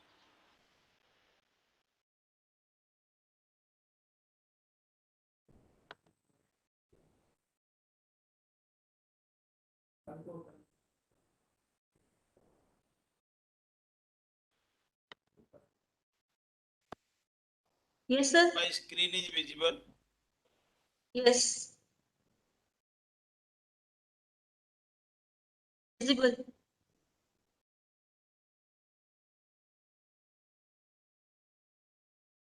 Good afternoon to all the dignitaries. Please, presentation. I am Dr. R.S. Meena. I am the Dean Research of Rajasthan Technical University. Our university was established in 2006 and we started the PhD research in 2009. So I will do not go in the detail what are the areas or title on which the research is going on, but I will try to give the glimpse or status or achievements of on which line the R2 has started the research in. So as the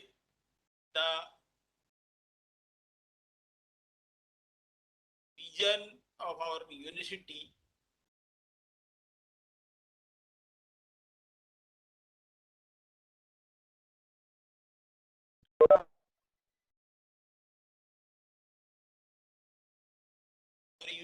vision of our university indicates that how we are dedicated to the research and innovations. So just I want to read that our vision of Rajasthan Technical University is to be an eminent institute of technical education and research through academic excellence and innovation to serve the needs of industry and society. As a technical university, we are producing the professionals where create the engineer which can meet the challenge of the industry at a global level.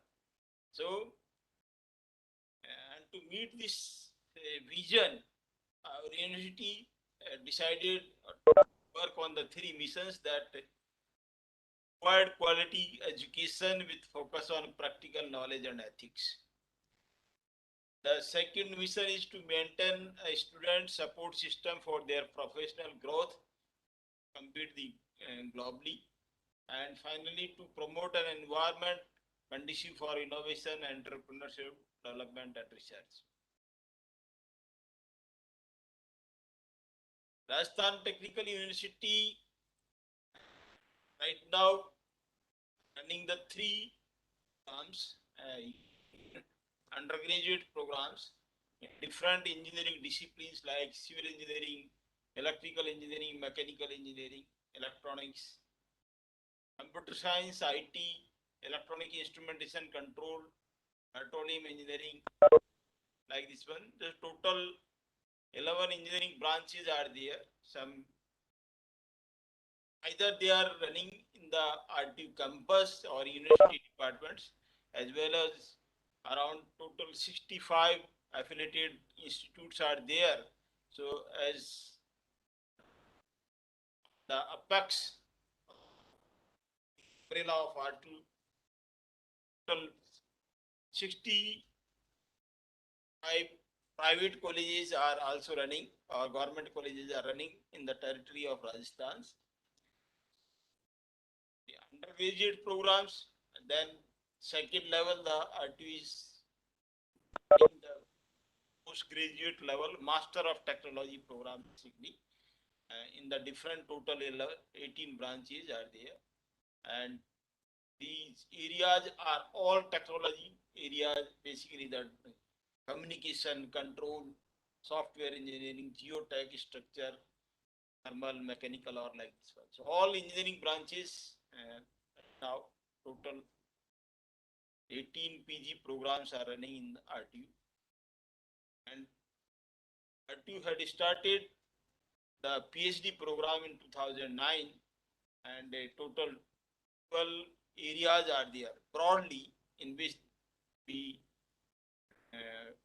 provide the admission to the students of engineering disciplines.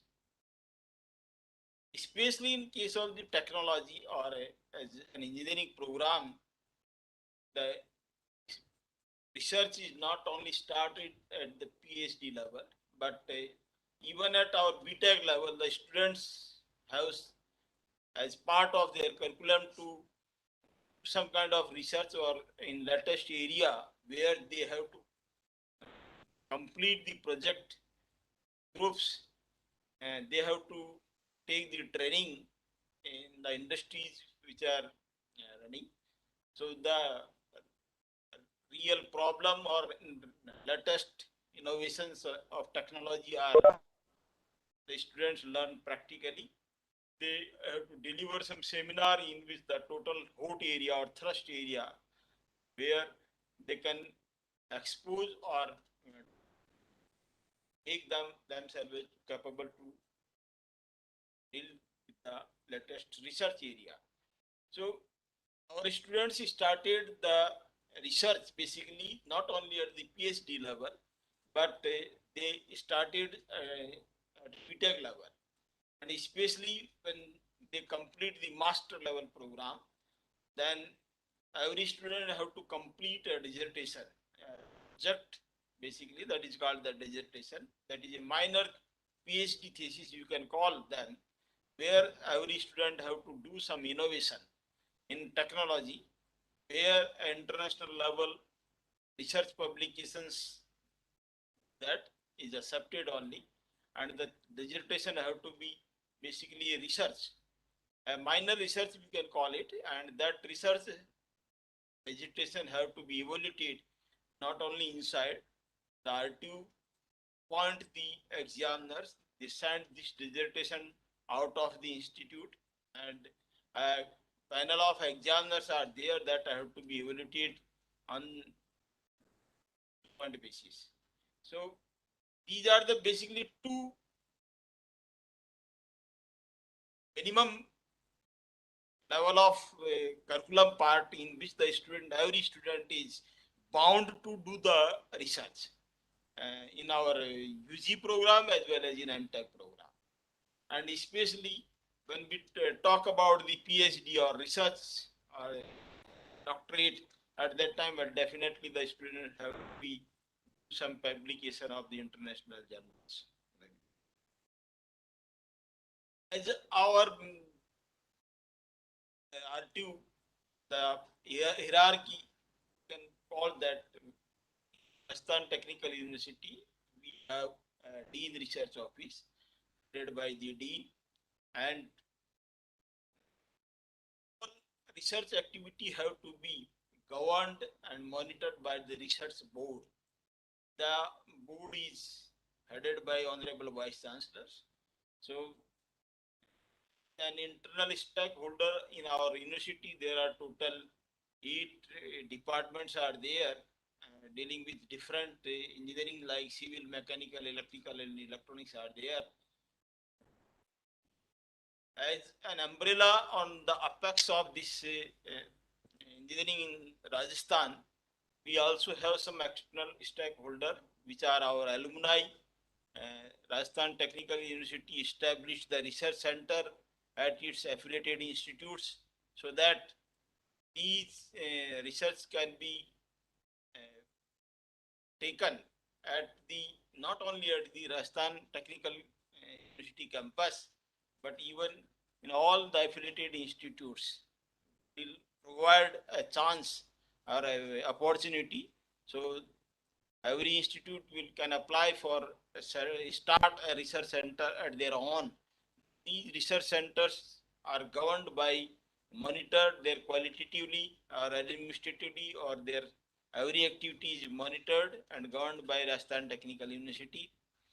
The Rajasthan Technical University also done a lot of collaborations with industries where actively or passively the students will directly deal with the industrial problem and they will sort out some technological solutions for that one. The university also has some professional societies and external academicians like the persons from IIT and NITs. They are also having directly link with the university so that they can get the knowledge, or they can share the knowledge of university, or as well as the benchmark reputed institute of IIT and NIT. So our students is exposed and get the opportunity to interact with all these faculty, reputed faculty of these institutes of national as well as abroad. The governing of our PhD programs is initially it was done by Rajasthan University PhD ordinance, because the university was established in 2006 only, and university started the PhD program in 2009. So initially, the Rajasthan University PhD ordinance was adopted, but from 2012, the PhD and ordinance of Rajasthan Technical approved by the governor, and all doctorate programs are governed by this one. Maintain the quality of research. We have a fully matured systems and a system of hierarchy is there, in which we have a proper mechanism and different level of controlling research in gain as an nodal office is our Dean Research Office. Every activity, every record, every registration or admissions and submission that have to be controlled by the Dean Research Office. And in our university department, every department have a department research committee there that is headed by senior professors, as well as around 4 or 5 senior faculties to the level of associate professors.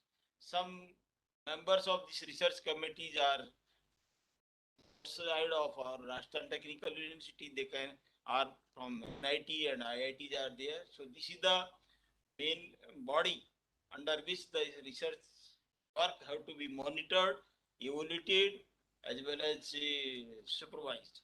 So this DRC will look after the coursework, the comprehensive example, and the research proposal, where the students have to be finalized that it will the work on this one. Then every student have a APRC, the that will monitor its regular progress or research work that have to be carried out by him. Then finally, the DRC will conduct the pre-synopsis, then thesis submission and oral defense. These all activities run and carried out by the department level under the DRC. And research work is evaluated internal level by DRC and external level, so that we can have the quality at the global level. So the examiners, there is a provision of examiners that have to be appointed from NIT, IIT, from India as well as outside of this one. And these examiners are appointed by Honorable Vice Chancellor by the recommendations of the Dean Research Office. As a part of minimum standard on which the students is eligible to award the PhD in our university, every student have to submit the plagiarism report.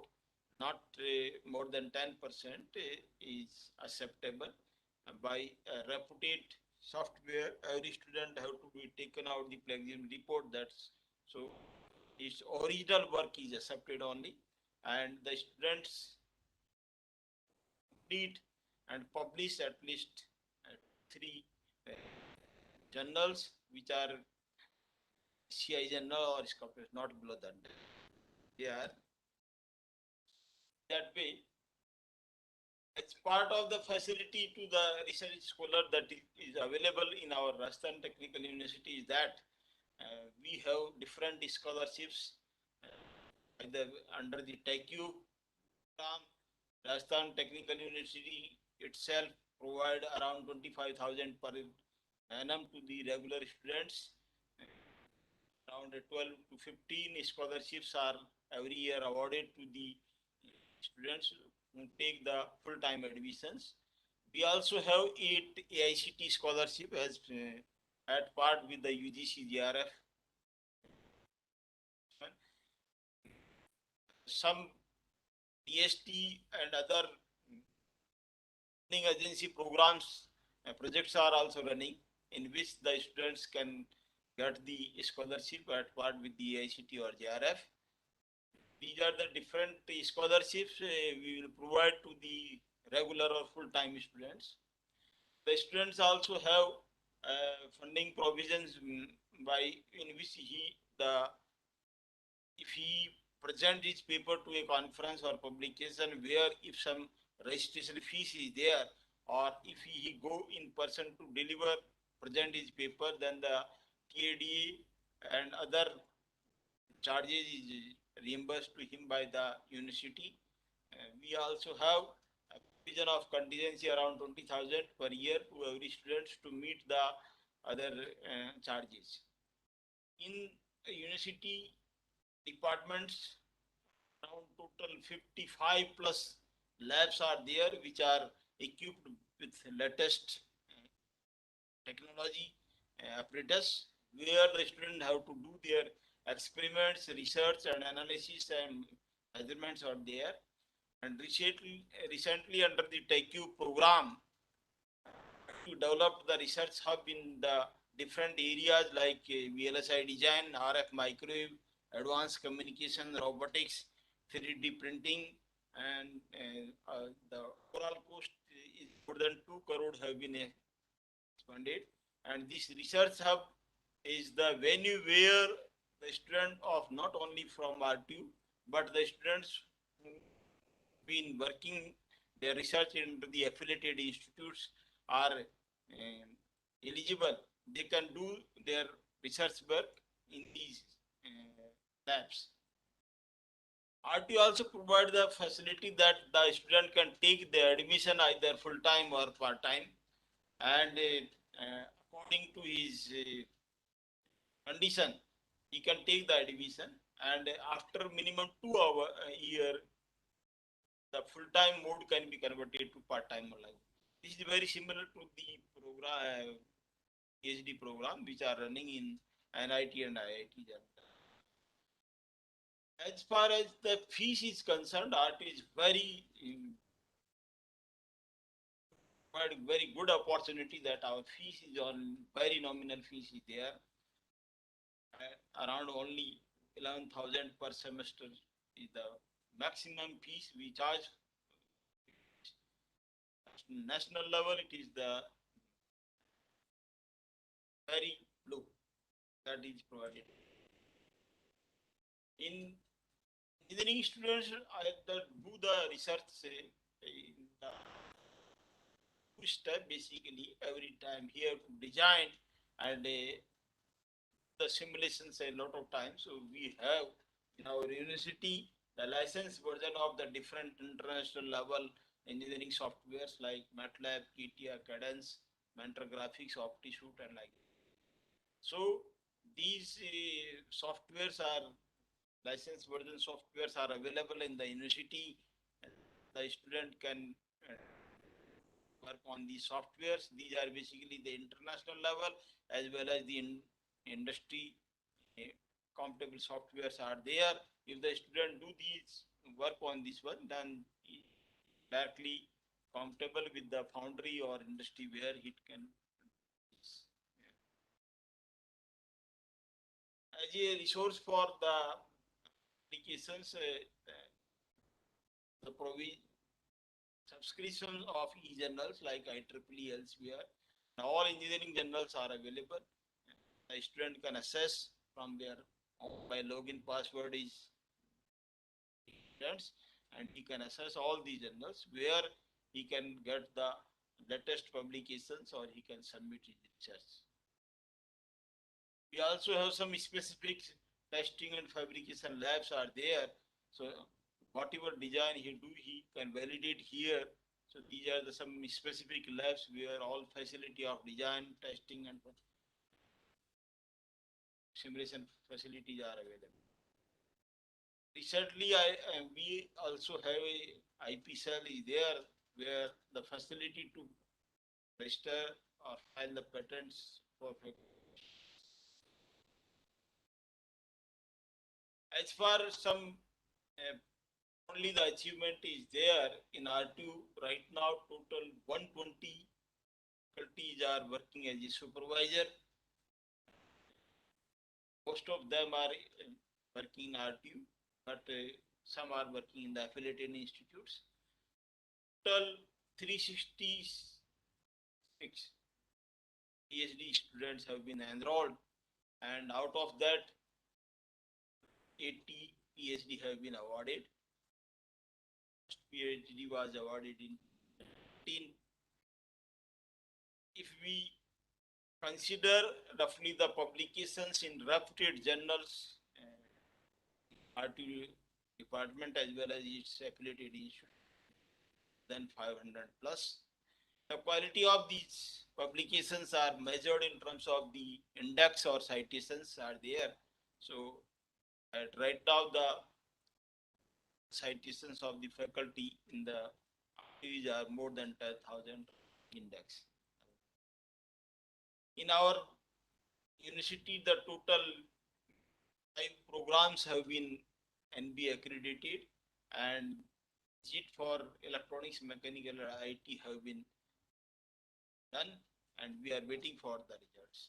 So as a benchmark, the quality of the engineering programs is measured in terms of the NB accreditations. So thank you very much. This is what about the status of the RTO. I don't know about the original titles or publications on that one. That is very large in terms of the engineering disciplines and like. Thank you so much. If any specific query there, I'm.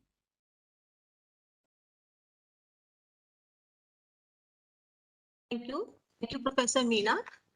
Now I request Professor Jayaprakash Bhamu, Principal Engineering College, Bikaner.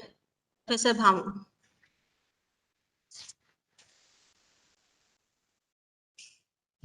Yeah, good afternoon, ma'am. Good afternoon. Yeah, Professor Bhamu was busy with some other meetings, so I'm Dr. Rahulraj Chaudhary. I will be giving that presentation for Engineering College, Bikaner. Yes, sir. Should I start? Yes. Can I share my PT? Yes, sir.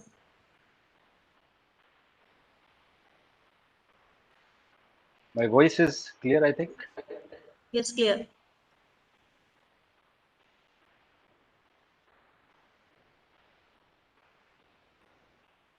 Can you see this PPT? Yes. No, I think.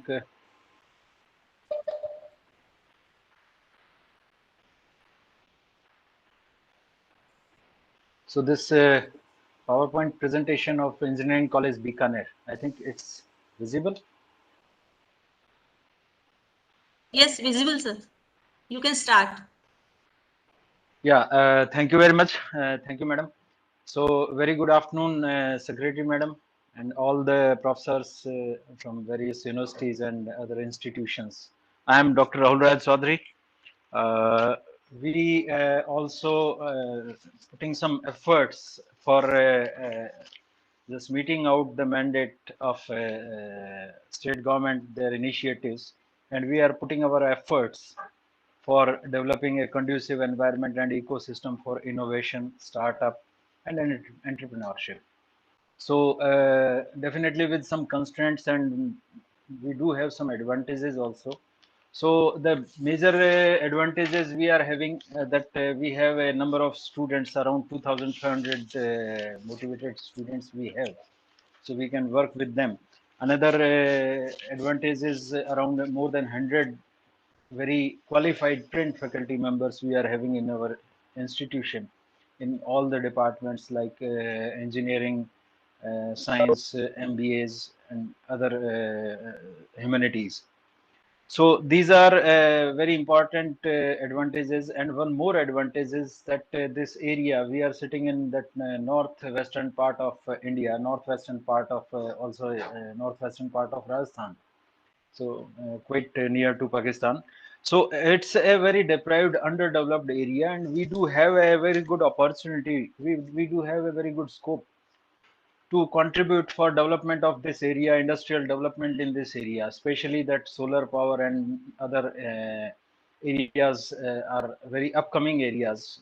Energy sector is a very big sector where this particular region is going to face a very high growth in very near future. So we can be part of that. If we talk about the constraints, we do have some constraints. We don't have the autonomy like other universities to design their courses if they think that they want to have some curriculum change. We are not able to do that. So it's a constraint for us, and financial challenges. It's a big problem for us. So we face such type of problem. Connectivity, Bikaner is not very well connected with the rest part of the country, especially from Delhi. We are having a lot of problems if we want to call some experts or some dignitaries. So it's not very well connected. So these are the constraints. Still, we are putting some initiatives for developing this ecosystem, this innovation in this particular area. So what are the purpose we have for? I'm just focusing about these activities only, since I was told that I have only 20 minutes to finish up this PowerPoint presentation about our institution.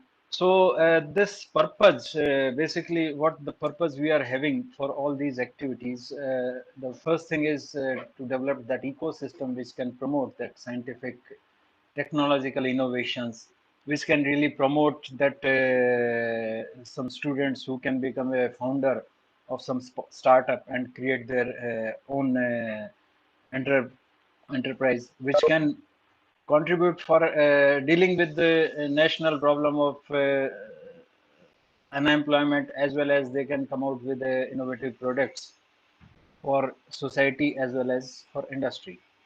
So students to be promoted for idea generations, which can really deal with social and industrial challenges. And very important thing is that whatever that ideas, whatever that innovation, that thinking, that attitude of that innovator, that needs to be in line with design thinking. That has to be empathetic attitude with him. Then only he can become a useful innovator for society. So these are the basic purposes we are having to implement all these activities. So what are the actions, initial actions for structural actions in the institution? That we came out with the institution's innovation cell, which came out with its own plan for conducting various type of activities to build up this ecosystem for innovation entrepreneurship.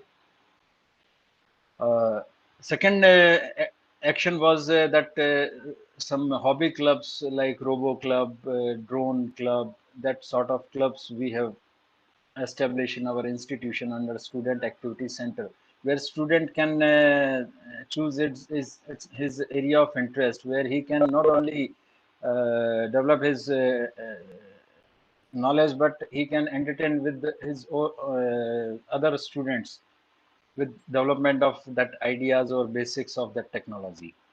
So these are the basic two actions, the activities we identified this under this innovation cell.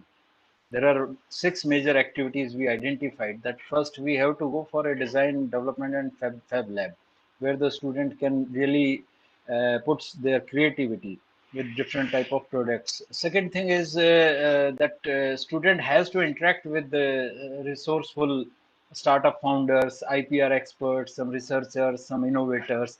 so that they can get some inspiration. They can think about the product which they can come out. They can think for some solutions. And third is interacting with industries. The interaction with industries is to be in two parts. One is interaction with industry for identifying their problems, where we can come out with some innovative products. We can take on their problems, whatever that problem they are facing in industry. We can make some products, some innovative products. Uh, One more thing, we have to identify and execute academic innovation. Though we are not having autonomy for curriculum, but we have to identify some basic areas where we can put some our innovative academic activities, where we can make our students more employable, more useful for the society. Conducting hands-on training on hardware for product development and fabrication. This is a very major activity, and we have put lot many efforts on this particular activity. And last, that activity we identified that promote entrepreneurship startup with technical and administrative assistance. That students which come out with some innovative ideas, we have to promote them, we have to assist them with their with some technical know-how, technology, or the other administrative assistance. And we have made that. We have some startup initiated our institution by our students. So that major outcome, what the major outcome of these activities, science technology innovation initiative at Engineering College Bikaner, we came out with a design and fab lab. We have patents. We are very proud to say that we have patents in this year only. And we, some of our students came out with startups. We developed some products for industries, industrial grade products we are able to develop. And we came out with some academic innovation that extended industrial internship. That's a very different sort of innovation. We are trying to do that. Let's see what the impact we are going to have in future. We have very good research projects in our institution, and technical session interaction with researchers, startup founders, innovators. We are having lot many. We will be coming to that point. So first part is that establishment of design and fabrication lab in Department of Electronic Instrumentation and Control Engineering. We developed this, we established this design and fab lab, where we have multiple resources for the students. We have multiple design softwares for electronic circuit design, for PCB design. We have that facility for simulation of circuits, fabrication of PCB. We are ourselves, we are fabricating of PCB with CNC machine. There is a CNC automated CNC PCB machine 11 lab we are having. And further, whatever that facility to fabricate that complete product, like drilling, cutting, and different machining sort of activities, we are providing that facilities to the students. We can see that the students, these are working in that our fab lab. That first photographs you can see that CNC PCB fabrication machine. This is a very important machine that provide the students to come out with multi-layered double-sided PCB, and where they can really make their embedded system products, IoT based products. You can see that students are working in this lab. Now we come out to that second point. Whatever the achievements, we have two patents. Both patents are granted in Australia. First patent, that cloud intelligence based energy aware resource management system for decentralized network system, that has been filed by Dr. Manoj Kuri and Dr. Vishal Gaur. And this patent has been granted by the Australian authority. Now another patent that also has been filed by Dr. Manoj Kuri and Dr. Vishal Gaur, deeply learned intelligence system for end-to-end tracking and detection of videos. This patent has also been granted by Government of Authority of Australia, Patent Authority of Australia. Now we come to the point that startups. There are a lot of startups. They are initiating students are initiating, and that is in pipeline. But 3 startup has already come into picture. That is one alumni of our EIC department, Mr. Gopal Rajura. He is presently he did his masters from Italy, University of Siena, and presently he is doing PhD from University of Madrid. And he came out with this Techvia Innovation Private Limited. He made a product, that Pankti, that mobile app. He developed this Pankti. He was feeling that in India, especially in that COVID pandemic, that every offices is filled with lots of people, and people are just standing in the queue, and they are not knowing that when they are going to be addressed by that authority. So if the bank or Nagar Nigam or whatever that authority that use that Pankti software, that can provide its user that exact time where they can come and get their problem addressed by the concerned authority. Now, second, this startup, that Lugbi Services Private Limited, that has been founded by Jayendra Singh Shekhawat. He is our MTech student, and his advisor of this startup, Dr. Hardyal Singh Shekhawat. He is associate professor in IT department. And third startup, that Verma Communication. He is dealing with some local vendors like eMitra, and he's dealing with their problems. So this third Verma Communication is founded by Bhavnesh Verma. He has recently completed his BTech in computer science and engineering. Now we have also good to share that we have made a product that is for industry. That is a slope detection system. This has been developed for a particular industry, Safe Mine Tech. This Safe Mine Tech is dealing with the safety systems for mines. Like open cast mine, there is a lot of problem of sudden collapse. Open cast mine. Recently, you must have heard about casualty of 10-15 workers in an open cast mine in Bhilwara. So that sort of accidents are very common in open cast mine, where that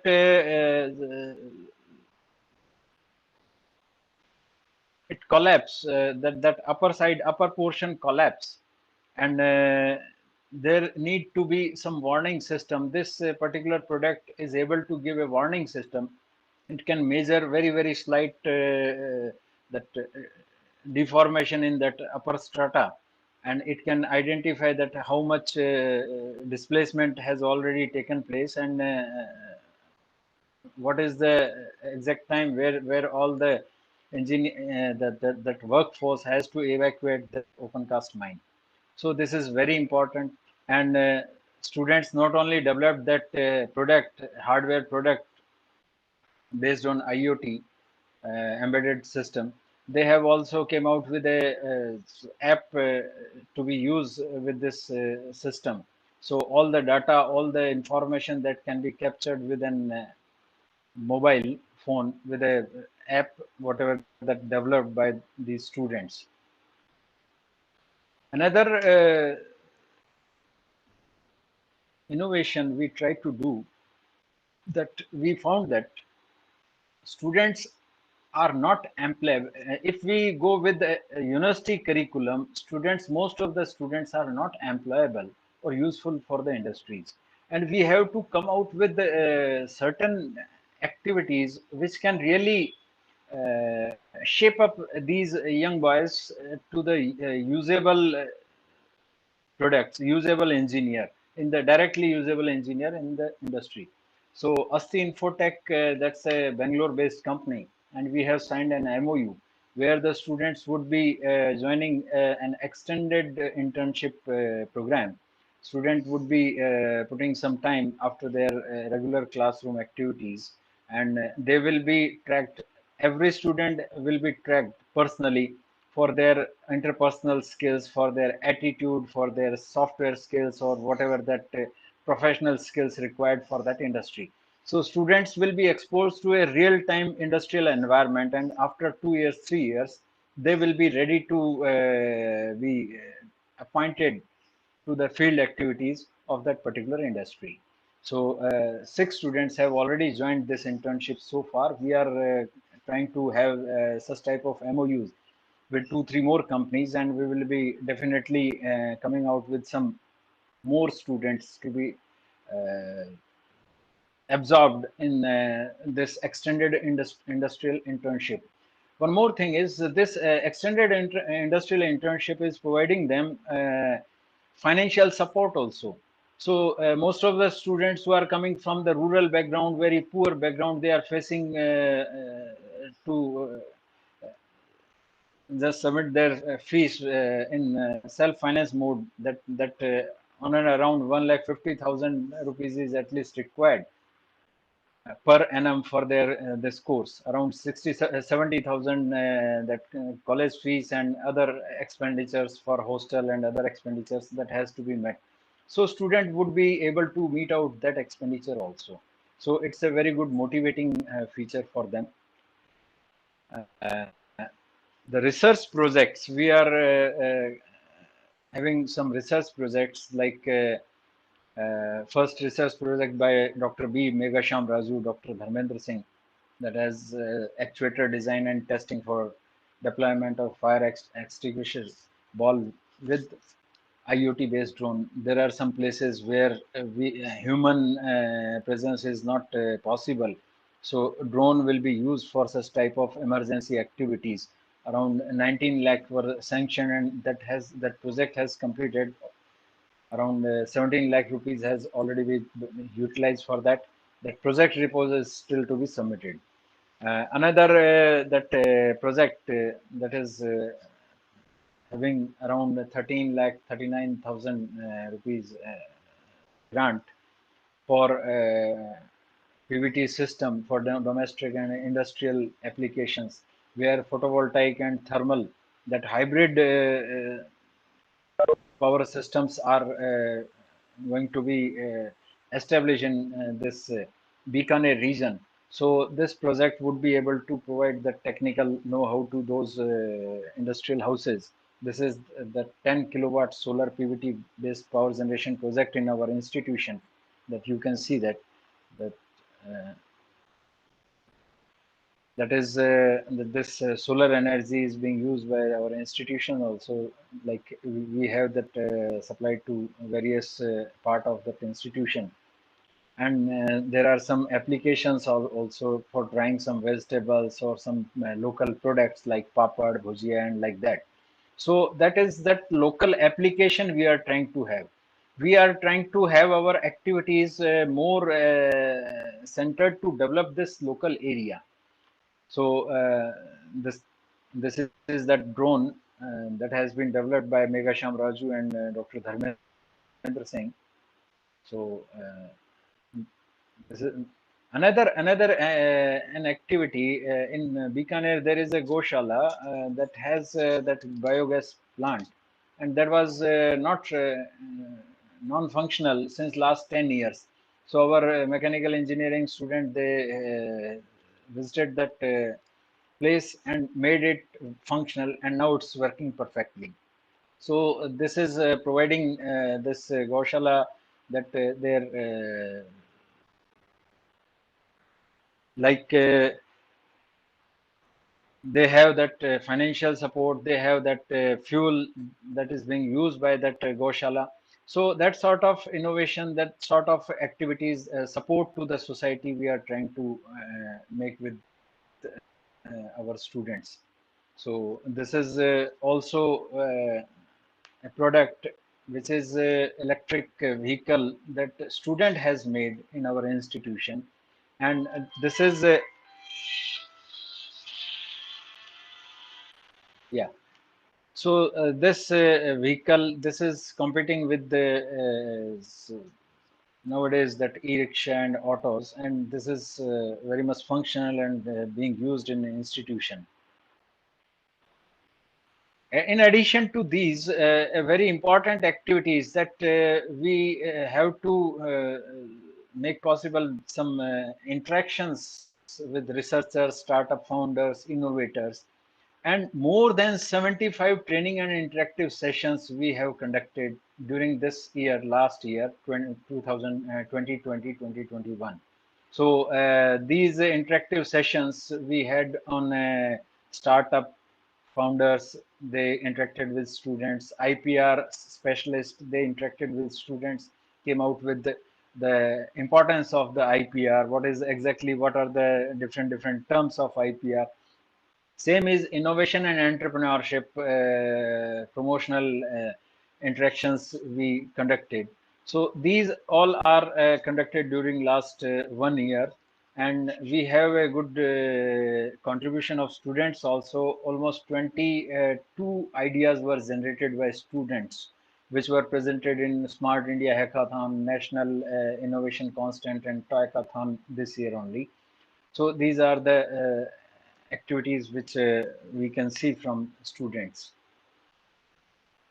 Now, definitely we can go for a better situation. We are looking for some betterment. And for betterment, we can think about that a better product design and development center, like the universities, or that Professor KVR Rao was talking about, Rajasthan University. So we need some better equipments. We need some consumables. There are a lot of consumables are required in product design and development lab, where IoT modules are required, where IoT that microcontroller development boards are required, sensors are required. So a lot of consumables are required. Equipments like machining equipments and other equipments, these are required. So we can go, if we can go for a better this product design and development center, we can go for some design and innovation based courses also, and that is the need of time. We can go for some skill development courses also. However, though we have tried to make some innovation for skill development courses, because we understand that until unless the student doesn't have that required skill for industry, he is not usable. So theoretical understanding or that knowledge is not going to work for employment of that student. That student has to come out with skill development. And important thing is, in third year, final year, students are having less time. They are involved more with the gate examination and other activities. So we have identified that first year and second year is the most appropriate time for their skill development. So we can see that in first year, most of the students, they are aware about that microcontroller development board like Arduino. They are knowing about that sensor, different type of sensor. They are developing some embedded systems. They are trained with the PCB design, that working with that automated PCB machine. They are able to make some electronic circuits. So these activities, they are being trained for development of Android app also, because in future every system, every instrument is to be interacting with mobile, that whatever that information that is to be given, that user will be demanding to have that on mobile phone itself. So every student need to be developed for app development. So that activity we have already taken up with our first year students, and we have some good results also. Our second year student Prem Chand, he is working with IIT Mandi. He has recently got a 40,000 rupee financial support uh, from Professor Varun Dutt. He is a professor in computer science department at IIT Mandi. One more student, that Ishwar, he has joined IIT Mandi startup int IoT. So he's working with some warning system for natural disaster like landslide and like that. So we are trying to push our students in those particular areas, and definitely we will be getting some very good results. And we are looking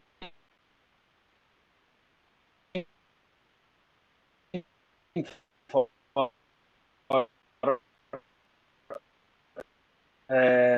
some support for setting up this type of facilities and institutions. Where can we push our student for product development, design and development with an innovative ideas, with a design thinking attitude. So that's all about this presentation. I would like to thank Secretary for arranging this nice session and providing us the opportunity to present ourselves. Thank you, Manu Madam, and all the dignitaries of science and technology. Thank you very much.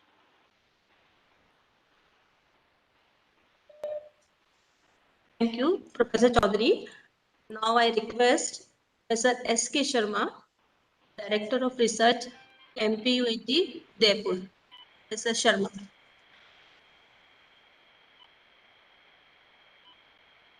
Thank you, madam. I am sharing my presentation. Hello. Yes, sir.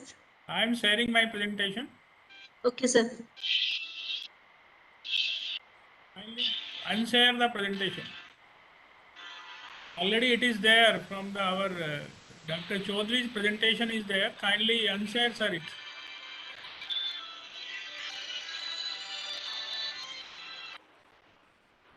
Yeah, just let me. Is it okay, sir?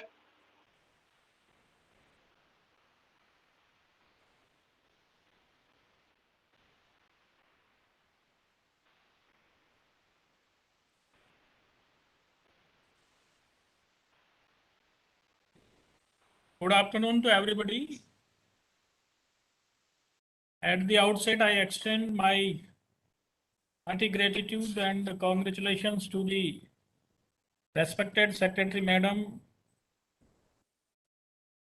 Mugdha Sinha ji, Secretary Science and Technology, Government of Rajasthan, and Director DST Dr. Manu Sirkar and the associated team for organizing this very important event where the science technology initiatives by the different institutes and SEUs are being highlighted. With respect to the Mana Pratap University of Technology, MPUT Udaipur, I am going to present the important activities and the highlights which have been undertaken by the university regarding the promotion of the science and technology in the university, in the region, as well as making the whole scenario and ecosystem of the university with respect to the national themes and the activities. In this regard, I would like to mention that Mana Pratap University of Agriculture and Technology at present among the all SAUs at the state has been positioned at the first rank by the ICAR, and this has been possible because of the strong focus of the university on the promotion of the science and technology in the key areas of teaching, research, extension, and as advocated by our Honorable Vice Chancellor, that another dimension that the university is very speedily taking up is that is the entrepreneurship. So four aspects of the tree that the university is now galvanizing for the promotion of the science and technology and for the overall growth of the agriculture and allied sector in the region at the state level and at the national level. As a part of the focus, we have been giving our attention towards the technology standardization, means development of the new technologies and testing and evaluation their feasibility in the present context. Then we are improving our existing technologies as well as also optimizing the different available technologies for the different regions in the different districts of the Rajasthan. And one of the important aspects that has been taken up is not only the enhancing the productivity, but the university is also giving emphasis among the different stakeholders about enhancing the cost efficiency.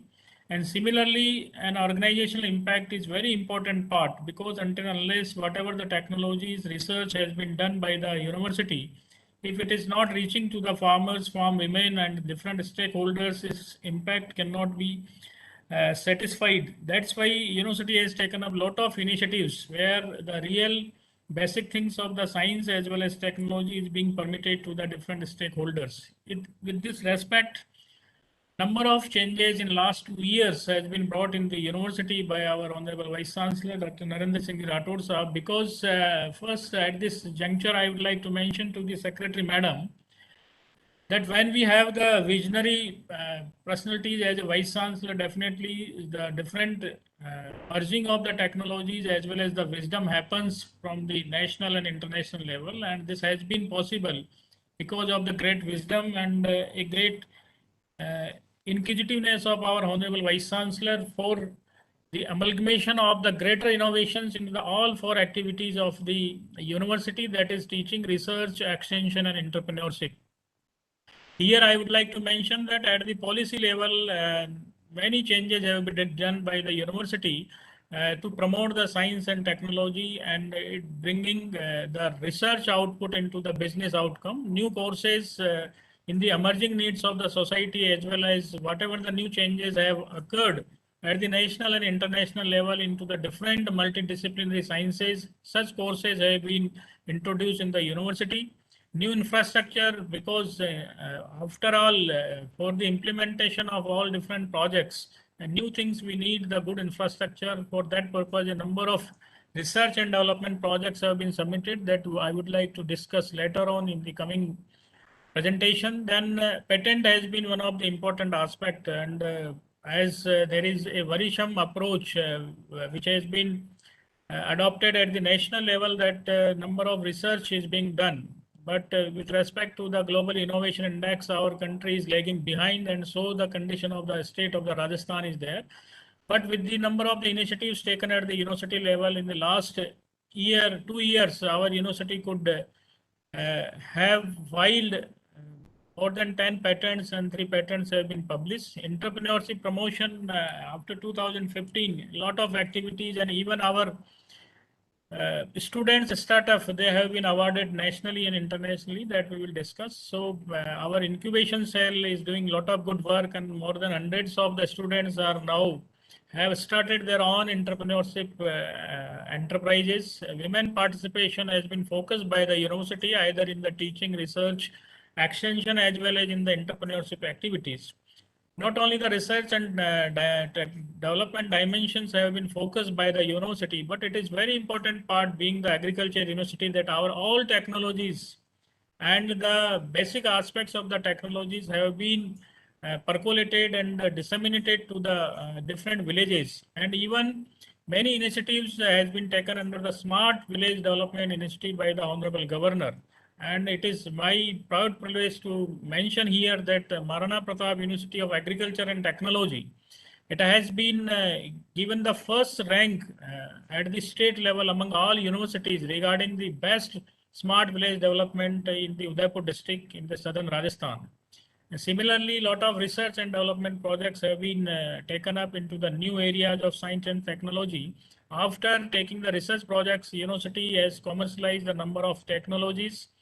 And later on, with respect to the commercialization, our approach to reach to the farmers and different stakeholders have been the technology assessment, then demonstration, then adoption and capacity building. So we are gearing up in these 4 different directions for bringing the excellence in the institute, and as well as promoting the science and technology in the region. So here, among all SIUs at the national level in the ICR ranking, our university has been adjudged at the 26th rank. Earlier, the rank was 51, and it is because of the many initiatives taken in the last 2 years, this rank could be achieved. And even not only in the research and technology development, but continuously we are making our efforts for getting more and more budget from the different stakeholders at the national and international level.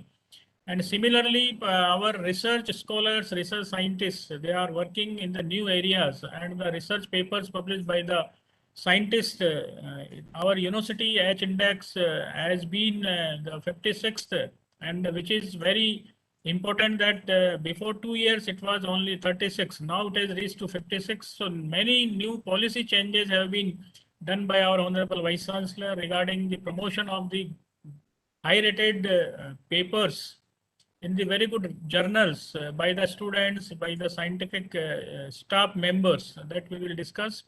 And new programs, because a lot of scientific developments in the age of the internet, as well as of the space, as well as the age of the this particularly high value addition of the different crops. Number of new courses are the need of the hours where our students must be made very updated towards their ability, their knowledge, their experience, as well as their decision making power. That's why the courses like artificial intelligence and data mining, food processing, mobile communication, refrigeration and air conditioning, software development, and agri warehouse management have been introduced in the university, and so that we can match up with the recent development into the science and technology. Similarly, and many new universities like development of the package and practices for the all kind of the new technologies developed through the patents as well as the research projects, that all research projects where new technologies have been developed, it should reach to the farmers and state governments through in the form of the package of practices. All scientists and students are being promoted to publish the research papers in the high NAS rated journals or high impact factor journals, and patent facilitation cell have been developed in the university. Similarly, this is the digital age, and to promote the digitization as well as the new advancement into the digital technology, digital cell have been established in the university, where the number of the training programs, skill development programs, as well as the mutual collaboration with the different stakeholders, as well as a number of R&D projects with respect to the digital technology development have been envisaged. Similarly, environmental cell has been established where all technologies which are being developed by the university, beside the promotion of the good ecology and ecosystem into the university, all projects are also seen with respect to the development of the water footprint, development of the energy footprint, and development of the carbon footprint. Similarly, university placement cell is there to take care of all our students regarding their jobs and internship programs. And it is my pleasure to mention here that more than 80% of the students from our university, they are after doing either the degree or program or the MSc or PhD, they are placed in the different companies as well as in the government jobs. Similarly, revenue generation cell has been established so that our R&D projects after completion, how their technology developed by them can be commercialized. And it is my pleasure to mention that in the this year, our university could generate a revenue of more than 20 crores of the rupees, which was only around the 13 crore last year. So a lot of good environment and ecosystem has been developed in the university, which is facilitating our staff, faculty, and the students for taking out a number of activities. Similarly, university consultancy cell is there. A number of private firms and companies are approaching to the university for the joint consultancy projects, and our scientists are also participating increasingly in these projects. To facilitate this particular program, university consultancy cells have been established. And because of this number of projects under this category has increased in the university, entrepreneurship development cell is one of the important hallmark in the university. And in the last 2 years, our students, our girls students, as well as those students which were alumni from this university, more than 100 students have started their own entrepreneurs and different enterprises, either in community science or in case of the carbon management, in the waste recycling, in the vermicompost unit, in the beekeeping, and there are many other areas which covers more than 125 sub skills of the agriculture sectors. So this has created a very good environment. This helps them to contact with the different experts in the particular enterprise, also helps them to get the fund and the finance from the different sources. So this has created a kind of the push and pull factor among the students and faculty members for such kind of the environment. Similarly, University Ranking Committee is also working so that overall our environment can lead to the better excellence of the university in terms of the national and international ranking. Similarly, new college of the agriculture at Dungarpur for the tribal region has been established, and it has been one of the important significant achievement of the university during the COVID period, that more than 11,000 online classes per semester has been implemented by the university right from the beginning of the COVID period. And it is one of the very important achievement of the university that more than 400 e-content has been developed by the scientific staff of the university, and it all content has been uploaded at the university website, which is available to all students and faculty members for enhancing their academic abilities as well as better skills. Similarly, 6 center of excellence into the advanced areas of this high-tech mushroom cultivation, high-tech bakery, and this high-tech water resource management, and has been established in the university to promote the better science and technology in the advanced areas. Further, at present, we are having more than 139 projects with the industry, with the state and the central government and ICR governments, more than worth of 6 crore rupees.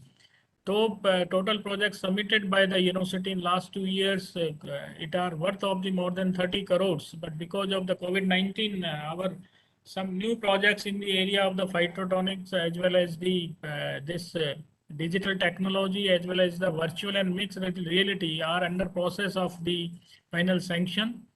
Similarly, university is doing a lot of good work under the surface rainwater harvesting and solar energy harvesting. Most of the campus, they are having the roof water harvesting systems. Being the agriculture university, we are also having surface rainwater in the more than 500 acres. And at present, the university has established a solar power system for capturing more than 1050 kilowatt of the solar energy. And every month, university is saving more than 4 lakh rupees by this harvesting the solar energy. These are the some important innovations and best practices that has been adopted by the university. That is the smart classrooms. We have more than 53 smart classrooms where all recent technologies for delivering the lectures, for combining the lectures with the internet and IoT things has been developed, and even students either from the classroom or from the distance places, they can have the advantage of these classrooms. Similarly, virtual reality and augmented reality that has been developed in the university, and a lot of the videos regarding this has been developed for the purpose of the farmers, students and faculty members to take the advantage of the newer technologies and different typical dimensions of a particular science and technology parameters, so that our students and faculty can understand better way all different basic aspects of the virtual that particular science parameter through the virtual reality and the augmented reality. E-learning courses, I have already told that more than 400 compendiums have been uploaded at university website. With respect to the better teaching and advancement into the academic areas, we have made more than 59 collaborations in the last 5 years. And last 2 years, more than 32 collaborations have been made by our Honorable Vice Chancellor. That is a big document. Collaborations are international, national, with NGOs, governments, ICR institutes, and private organizations. So overall, online courses and learning environment has been built up in the university, and our faculty members and students are being promoted for online courses, trainings, internship programs through the NTPL, Intersala, MOOC, AICT, etc. Similarly, advanced 3D printing facilities are being made available to our students. And now our examinations in the university has been done online and through the Cisco WebEx, which has been purchased by the university. And now, even during the COVID-19 pandemic period, our students had the advantage of completing their examination online. Our campus has all Wi-Fi and internet facilities. Similarly, all units have the CCTV surveillance systems. Under the this of our scientific faculty as well as the students, with the recent trends in the science and technology, number of seminars and webinars have been organized by the university in the 175 new areas of the science and technology through the more than 175 webinars. And this is one of the national achievement that a single university in last 2 years after the pandemic has organized more than 175 online webinars on the different areas, and more than 180 experts has from the national and international level in the different expertise of the field have delivered their lectures as well as apprised the students and the faculty members with the different skills and recent know-how. University has built up a good environment for the industry, students and faculty interaction facilities, both online and offline, and intensive programs, industrial attachment programs by the universities are being increasingly promoted. And most of the students from the MPUT, they are getting the good jobs and placements just after completion of their degree programs. It is because of the good environment, good skill development by the university. We are regularly providing the experts to our students through the for the soft skill development, which is one of the important necessity of the time. And similarly, PowerPoint presentations as well as the direct online interaction with the industrial people, with the persons who are at high academic stature is being provided with the students so that they can develop the more leadership skill and better personality development can be there. And number of other auxiliary activities for the overall personality development of the students is being promoted. And it is a result of the good environment that at the at the national level, our this young parliament session, our students, Ami Sharma from the College of Technology Engineering represented the Rajasthan, and she was highlighted at the Twitter also by our Prime Minister of the country. Similarly, under the research and development, new policies have been taken up by the university, and a very important part is that varietal promotion cell was established. Under this, new varieties developed by the universities are being promoted by the at the farmers level through the mutual contact between the private industry and as well as the university, so that we can develop more and more certified as well as the foundation and breeder seed of the particular variety. Digitization in administration, 100% digitization has been done on all, either in the establishment as well as in the accounts section of the university. So it is making our work more transparent and more faster with respect to the time and approach, which is very much vigilant, making vigilant to all staff members and faculty members, and giving a better smoothness in all the kind of the work. Creation of the business incubation unit is a very important part of the university. And it is because of this particular unit that those faculty members who are interested that their technology developed, it must be converted into a business form. All facilities are being provided. They are provided the facility of interaction with the industry, as well as the initial financial support is also provided to them. Inclusion of the significant findings of the PhD research for the presentation in the journal Research Extension Advisory Committee. This is one of the important process innovation that has been taken up by the university at the state level, where even the very good work done by the PhD students, it is now will be the part of the package and practices at the university level. And that's why now the number of students are now going to take their research work under the new innovation technologies, so that it can become the part of the package and practices. Again, the celebration of the Student Research Day is a very important initiative taken by the university to promote the science and technology among the new students as well as the all students of the university. Under this particular activity, university organizes the Student Research Day, where all basic research, development and teaching facilities are being made away to all students, and all previous research achievements are presented to the all expert faculty members to the students, as well as the highest chair of the university also shares what is the way forward for the students. So this is one of the very important activity that has been initiated by the university. Likewise, establishment of the chair on emerging technologies in the university on the very important aspects like the permaculture, like the IFCO chair, as well as the chair on marketing intelligence. These are the new areas where specific activities and events are being organized through the establishment of the particular chair with the support of the private organizations or the semi-autonomous organizations. In this regard, promotion of the multidisciplinary research by giving Research Excellence Award that has been initiated by our Honorable Vice Chancellor in the last year only. Those scientists who are doing very good research and are bringing the research project of worth more than 1 crore. And in the last 3 years, they will be given the Research Excellence Award after judging their research project as well as the technologies developed by them.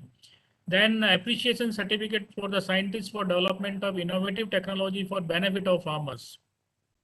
What is happening that so far number of technologies have been developed where their commercialization and percolation to the farmers has achieved a limited scale.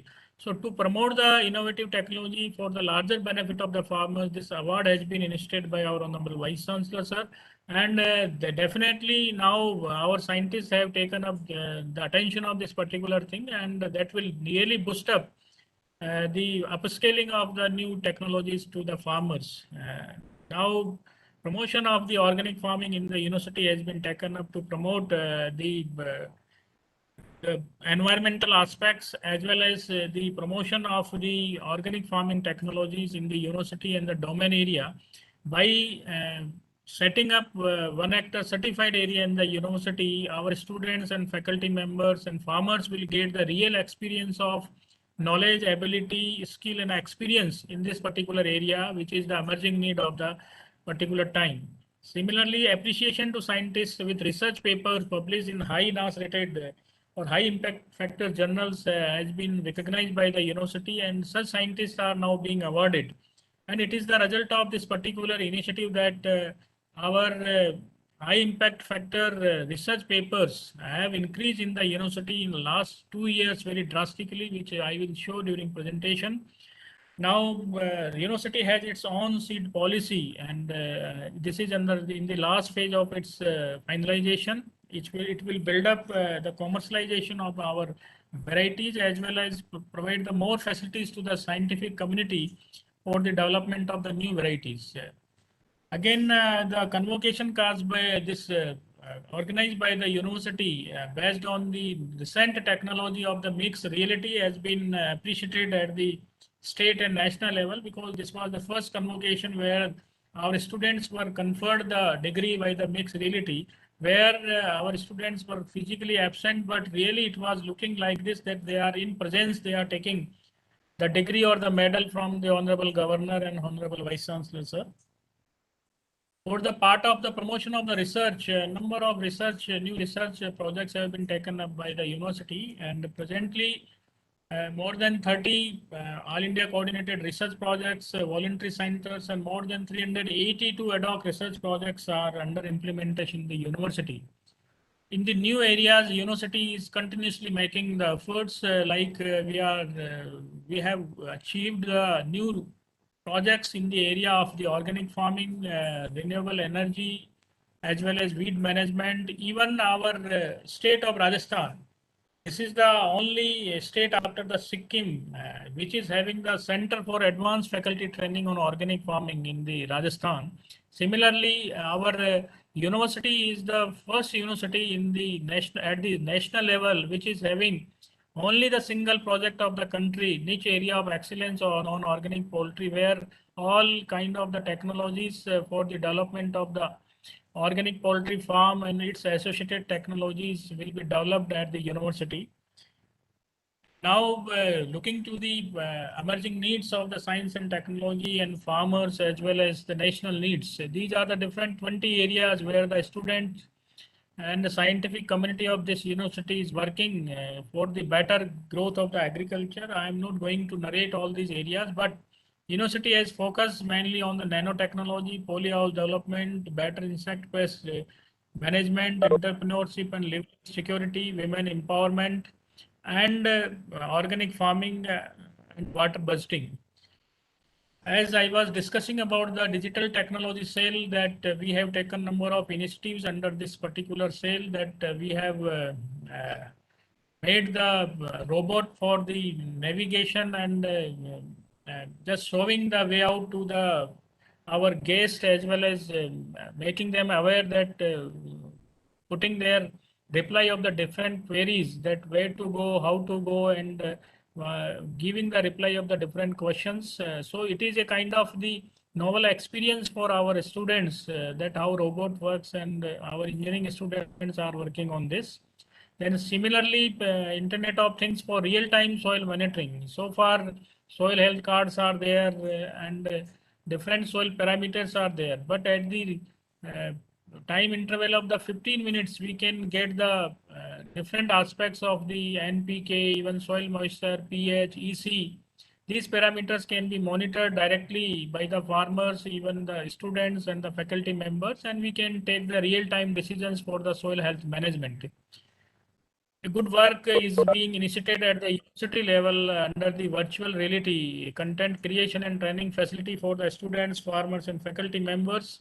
And even looking to our good work, now the district collector of the Udaipur has given new projects to the our KVK Vallabhnagar regarding this creation of the content through virtual reality for the farmers' purpose. So it is bringing the good results even at the farmers' level. University has given a kind of has created a good ecosystem for the promotion and the development of the patent in the university. You can see that in the 2013 there was only one patent, but later on after 2018, and if you see in the last 2 years, more than 10 patents have been filed by the university. It has been because of the good patent promotion policy by the university. Even the all registration and other financial aspects are met out by the university for the scientists, as well as the availability of the attorney and advocate for all kind of the patents is being made available by the university, and there has been a patent sale. So we have the patent on the new areas of the preparation of the plant-based nanoemulsion for agriculture use thereof. Similarly, preparation of the sustainable rigid pavement, and even design registrations for the tractor drawn basin lister. It has been granted to the university. Now our 6 patents have been published during the year 2019 to 2021.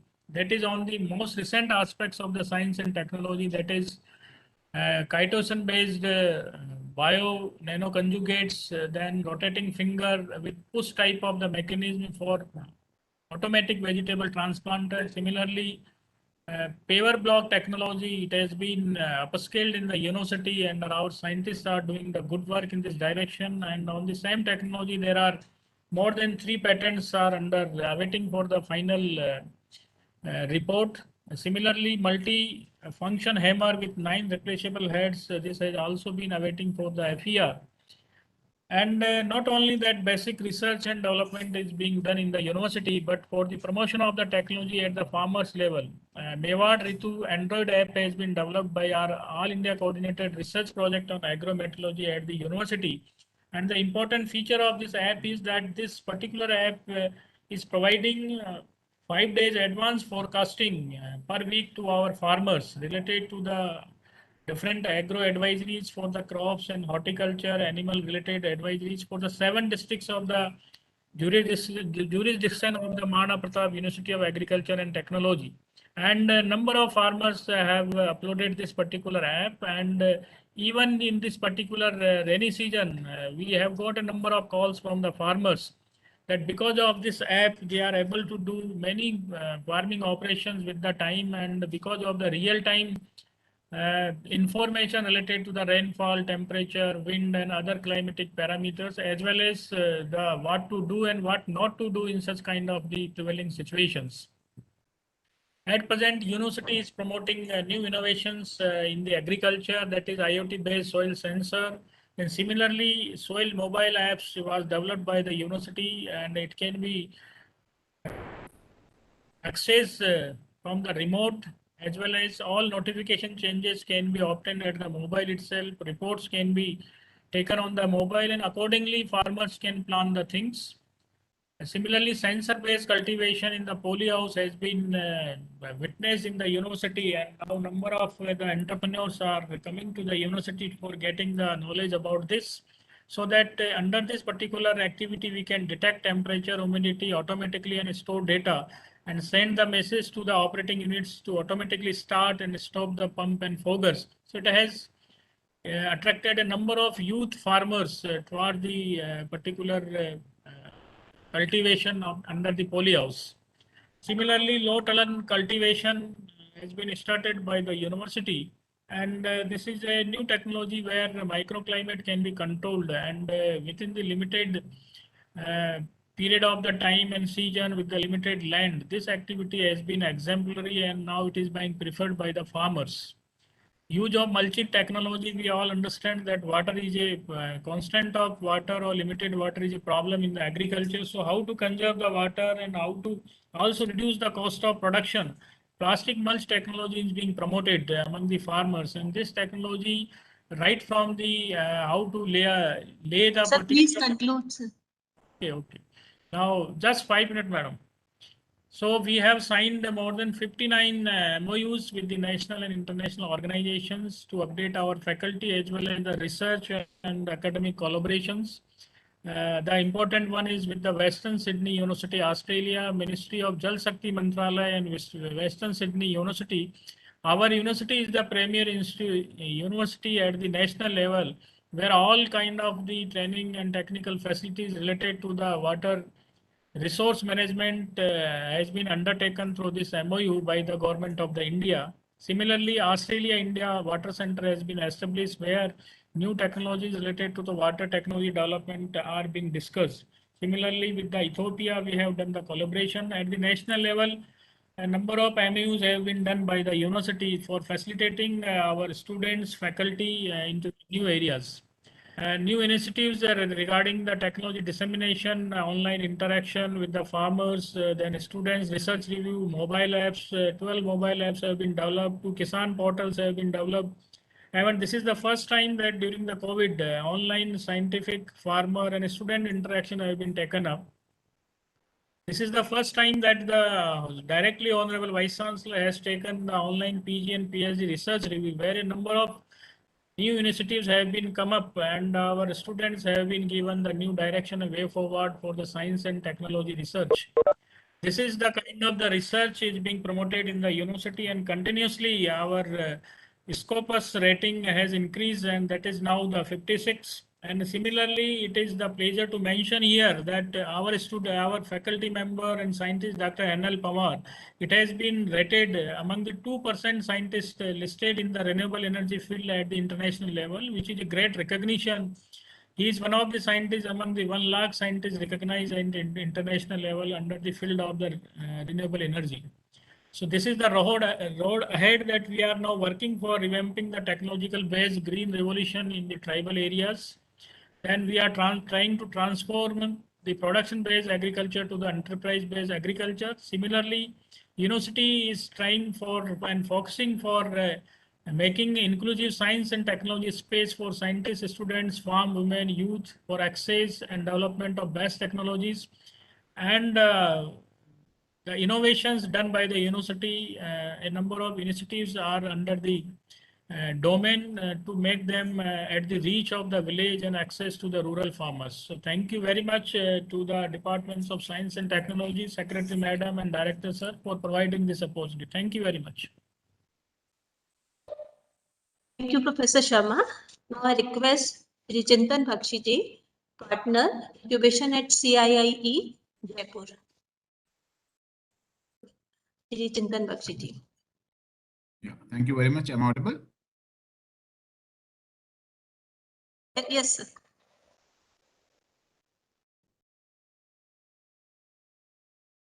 Just a second.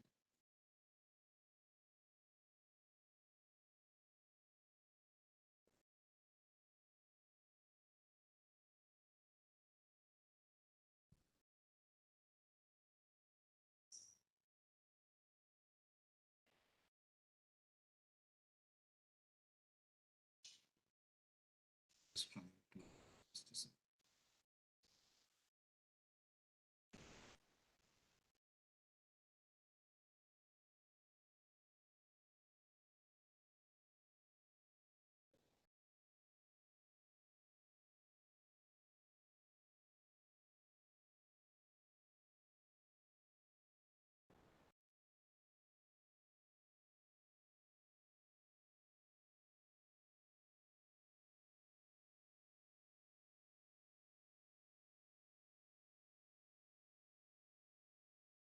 Yeah, hope my screen is visible. Yes, sir. Yeah, so good afternoon, everyone. This is Chintan Bakshi from Startup Oasis. My presentation, it should not take more than 10 minutes or so.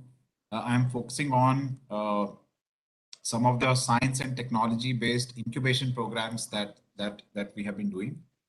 Just a quick snapshot. We have been around for 8+ years in Rajasthan as part of a MOU we had with RICO. We have basically supported around 300 plus startups and entrepreneurs. 56 startups we have funded through various programs that we have been able to generate seed funds for, partnerships with Department of Science and Technology, Government of India, DST, Government of Rajasthan, various CSRs, etc. Close to 80 plus of out of these 300 startups are women-led. And one of the reason has been a program called Her and Now with GIZ that we have been doing. So that has led to this increase. About 2,800 crores is the amount of money that startups have raised as part of the follow-on funding.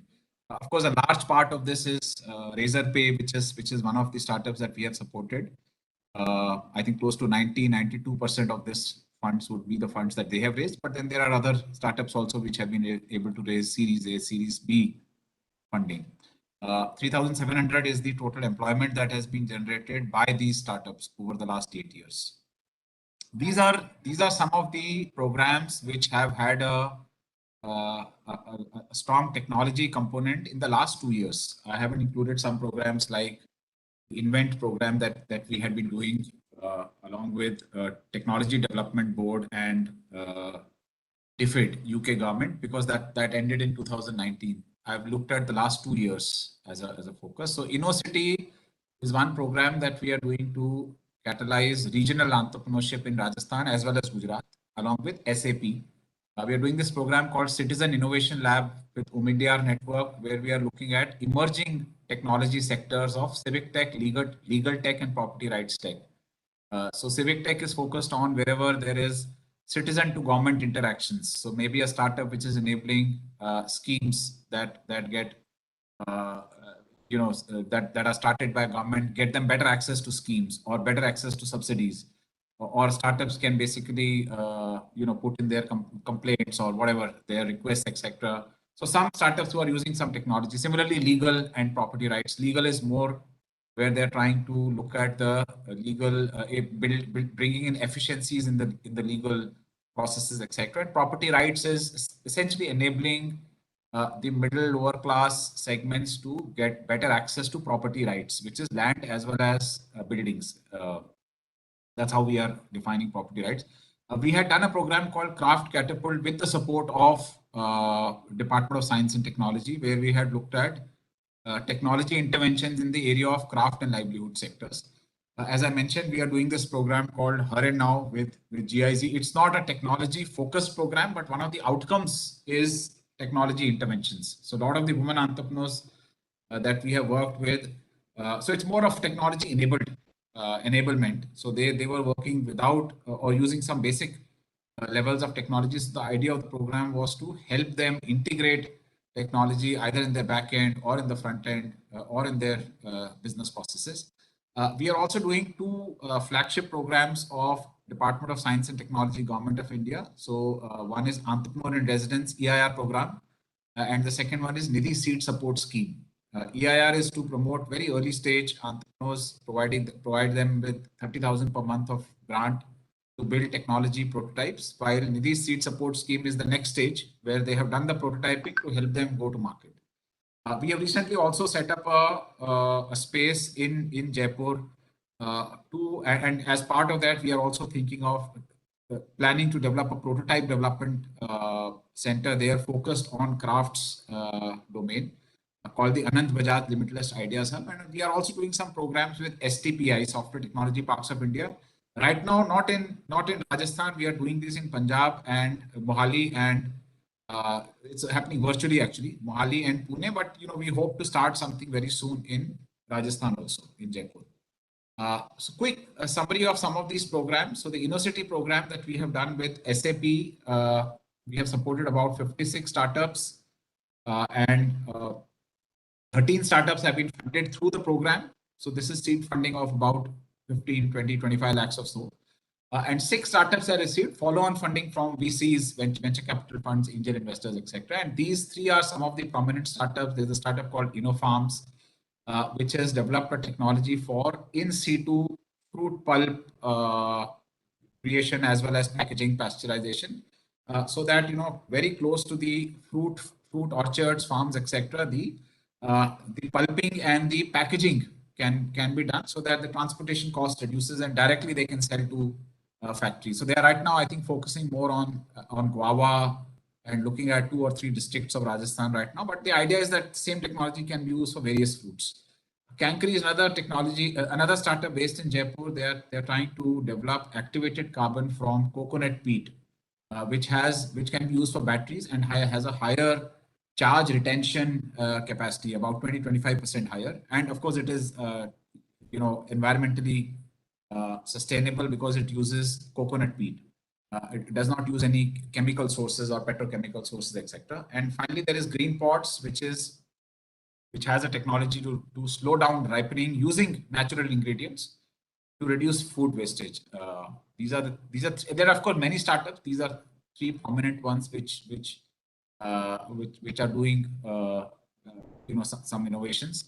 The Craft Catapult, as I mentioned, is a program where we had looked at positioning Rajasthan, Jaipur as the hub of craft-based startups using technology, because that is important. That's what we realized, that even in the craft sector, there is a lot of scope for integrating technology. It could be on the front end, where startups are trying to sell to customers. It could be on the back end, where startups are trying to source material from craft clusters, or in logistics, or in design, or in materials. So our idea, we had identified 4 areas where technology intervention can be done. We picked up around 12 startups. 2 startups were funded as part of the program. 1 received follow-on funding. And there were of course many startups, but 2 that we have picked up is just to look at the technology intervention. So Amoni is a startup which basically enables digital inclusion for artisans. So they have some apps through which artisans and artisan clusters can better manage their inventory, can better manage their products, etc. So it's more like B2B. So artisans then selling to, let's say, a retailer or some intermediary, or some startup which then sells to end customers. So more like a back-end supply chain integration. And then Desi Hangover, which is working in the Kolhapur cluster. This is not from Rajasthan, but the program was in Rajasthan. So about 30 to 40% of the startups were from Rajasthan. The other 60-70% were from all over India. The second one was from outside. So they are working with enabling technology supply chain in Kolhapur for Kolhapuri chappals and doing some design interventions. So just to give an idea of the kind of program that we're doing there.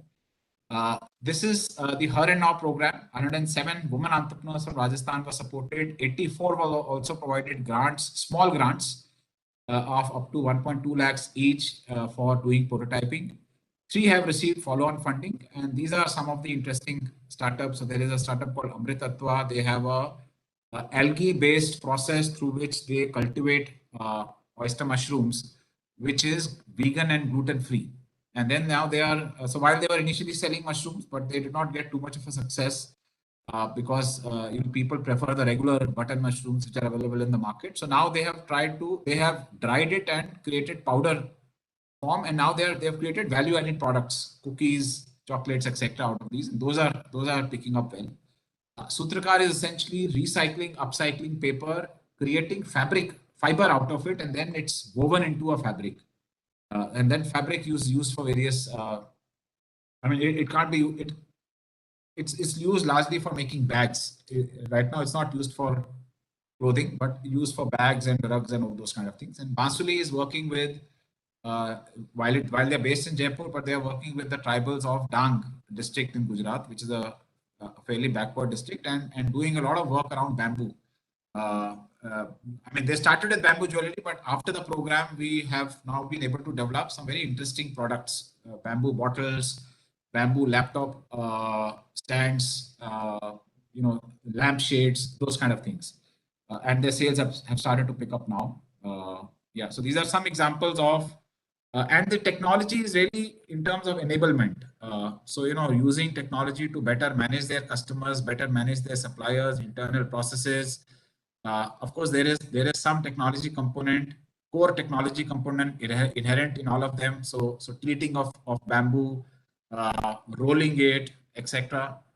So all these things are being used to whatever extent possible. This is the Entrepreneur in Residence program, the DST India funded Entrepreneur in Residence program. There are 6 startups that we have supported till now. There is a provision of 10 startups in the program that we started last year. We have also got an extension for this year. So around 14, 4 of last and 10 of this year. 14 is the number of startups that we'll be supporting with a 30,000 rupee grant to prototype and build MVPs, etc. from Rajasthan. So this is, we'll be soon launching the outreach, etc. 6 startups are, of course, funding. None of them has received any follow-on funding at this point of time because this is just a very recent program. A few examples are Pressify, which is trying to develop a health analytics, an IoT-based health analytics product for crops to improve productivity, optimize use of pesticides, optimize use of irrigation, etc. Startup is based in Jaipur, alumni of IIM Ahmedabad. Genflow AI is developing a solution for cattle health and improved artificial insemination. This is again at a very early stage. So this program is for very early stage entrepreneurs who can even be at a idea stage and trying to do prototyping. So a lot of these may not be in the market. Teach Easy, they are trying to, this should be Teach Easy, sorry, there's a proofing error, not Tech Easy. They are trying to develop a platform for digitizing examination paper evaluation for teachers. Again, we're at an early stage. They have done a few pilots here and there. Niti's seed support scheme is for startups who have done the prototyping, and this is where we can even fund up to 50 lakhs. Normally, the average amount is about 25 lakhs. And the funding is for commercialization. So there are 5 startups that we have supported. This scheme also started last year. So 5 have been supported till now. 3 have already received follow-on funding. And these are some of the prominent startups. Avidya Labs is from Jodhpur. They are using AR, VR to improve education, especially for primary school, middle school children. Aerologics is using drones for pesticide spray, and especially for tall orchard kind of farmings where pesticide spraying is difficult, and where in some cases the spraying needs to happen from the top also and from the side and etc. like areca nut and some of these difficult to spray plants, orchards. Gita is again a Jaipur-based startup. They have created a product which enables you to interactively learn music instruments and specifically learn songs. So the system also gives you feedback in case you have played a wrong note. It essentially gives you a feedback, and of course you can map a particular song and the chords. So it teaches guitar, piano, and ukulele, 3 instruments. But it's an interactive thing, so you don't need to. After you have learned some basic things, all the other things can be done through the platform. Bot Shreyasi is a telephone conversational virtual recruiter. So if some of us would have have some products from ICICI, now there's a conversational bot, a person who speaks, and it's a robot, and we speak to him, and that person asks aapka date of birth kya hai, you say, and then it takes forward. So the same thing for recruitment, especially for recruiters who do recruiting in thousands, like call centers and all that. So they are the 4th startup. This is the last slide from our side. This is a program that we are, as of now, as I mentioned, not doing in Jaipur or Rajasthan, but right now in Mohali virtually. But hopefully we'll be starting similar programs with Software Technology Parks of India, which is developing incubation centers across India, centers of excellence across India, Mohali, Chennai, Jaipur, Jodhpur. They have 2 centers here, Indore, etc. So they are operating various programs. So we are one of the empaneled partners for them. So right now we have started in Mohali, supported 17 startups. These are all high-tech startups. It's an ongoing program, so not many funding and follow-on funding has happened. So these are three quick startups. There is Black Eye Technology, which is similar to Precify, which is again using an IoT product which optimizes pesticide spraying and irrigation in farms to reduce water and pesticide usage. There's a company called Zargan Technology, which has a very interesting product which can segregate waste at the waste recycling plant into plastic, metal. It can even do color-based segregation. So that segregation which is not happening at the source, and that's a big problem. Once it gets mixed up, it can separate it. They have a conveyor belt and then basically a scanner through which it's able to segregate and all that. Medara is another very early stage technology, but very interesting. They are soon going to do some demos in Jaipur. It is not based in Jaipur. They are, I think, based in Chennai or Bangalore. But they have a kiosk, which is very, very helpful for rural telemedicine. And this kiosk has various instruments, optical measuring devices, etc., through which a lot of diagnosis can be done. Of course, the doctor needs to be on the other side, but it's a a portable kiosk. Basic level of diagnosis can be done, and then for further treatment, the patient can go to the urban centers and hospitals, etc. Yeah, I think this is our team. So yeah, that's it from my side. Thank you very much.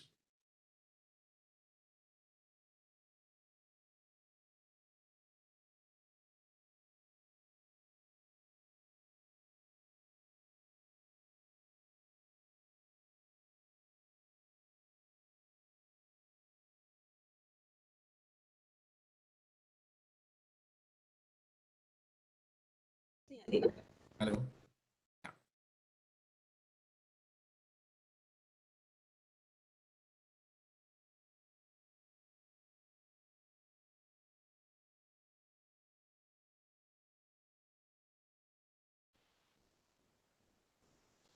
Thank you, sir. Thank you very much, ma'am. Thank you so much. And now I request Professor Kanika Sharma, Department of Botany, Mohanlal Sukhadia University, Udaipur. Professor Sharma.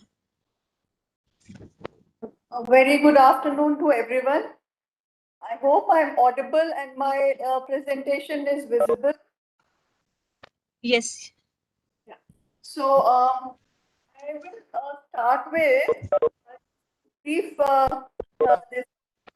First, I would like to make connections. I am a retired professor of Mohanlal Sukhadia University. I have retired as the Dean College of Science of Mohanlal Sukhadia University. But earlier I was the head of the Department of Botany of Mohanlal Sukhadia University. So I think a minor change in the terminology should be made. Moving ahead, I think we have already crossed the time limit. So I will actually scale down my presentation and very briefly apprise you of our achievements and what are the new innovations in science that we are going to do in the coming years. So starting with the first slide, I will start with talking about what my university is.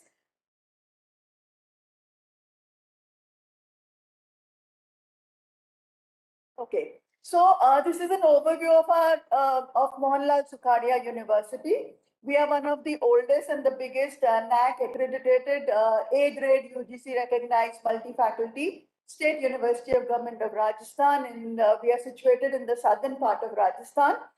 We are having 4 constituent and 184 affiliated colleges from 4 districts. We have 8 faculties and 34 departments. We were one of the first institutions to start CBCS. We have introduced this scheme since 2015, and we cater to both the urban and rural population.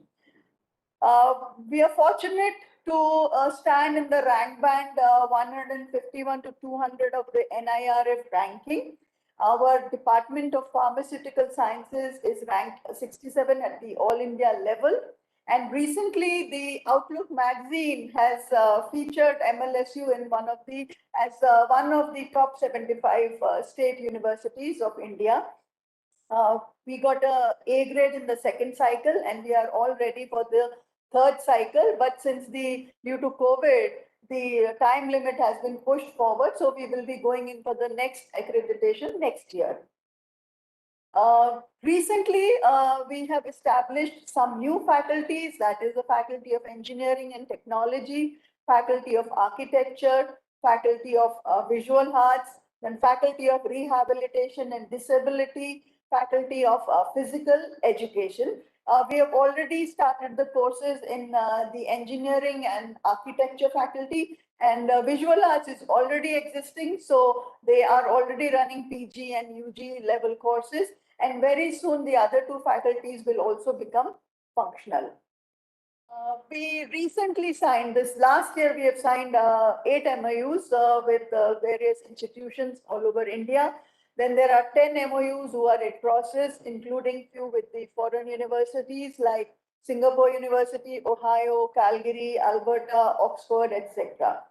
Again, another distinction that we have achieved is that we have uploaded all the degrees on the National Academic Depository, and the 2019-20 degrees are also in the process of being uploaded.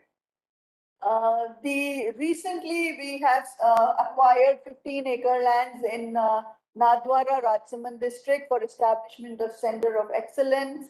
Then another feather in the cap is the merger of a private university, Sri Kallaji Vedic Vishwavidyalaya, situated in Nimbaida. So we will have a second campus in Nimbaida, as well as another campus in Nadwara. So we are diversifying and we are moving on. Now, the university is also in line for organizing the 108th Indian Science Congress in 2023, which is, as everybody knows, is a mega affair, and it is always inaugurated by the Prime Minister, and close to 30,000 delegates are supposed to take part in this event. And we are hoping that we will be asked to organize this event in 2023. Ministry of Tribal Development has agreed to give us 12 crores 80 lakh rupees for development of tribal technical education programs. Next, please. We have the distinction of holding the maximum number of webinars in a single day. We organized 171 webinars on Anandam Divas, the flagship program of our Honorable Chief Minister Shri Ashok Gehlot. Then new education policy, 155 seminars were organized. And apart from this, 40 international and 840 webinars have been organized in the last 1 year itself. The university offers 120 programs, out of which 105 were revised in the last 3 years. 76 new courses were introduced. We have 110 programs in which CBCS elective system has been implemented. 10 value-added courses have been offered.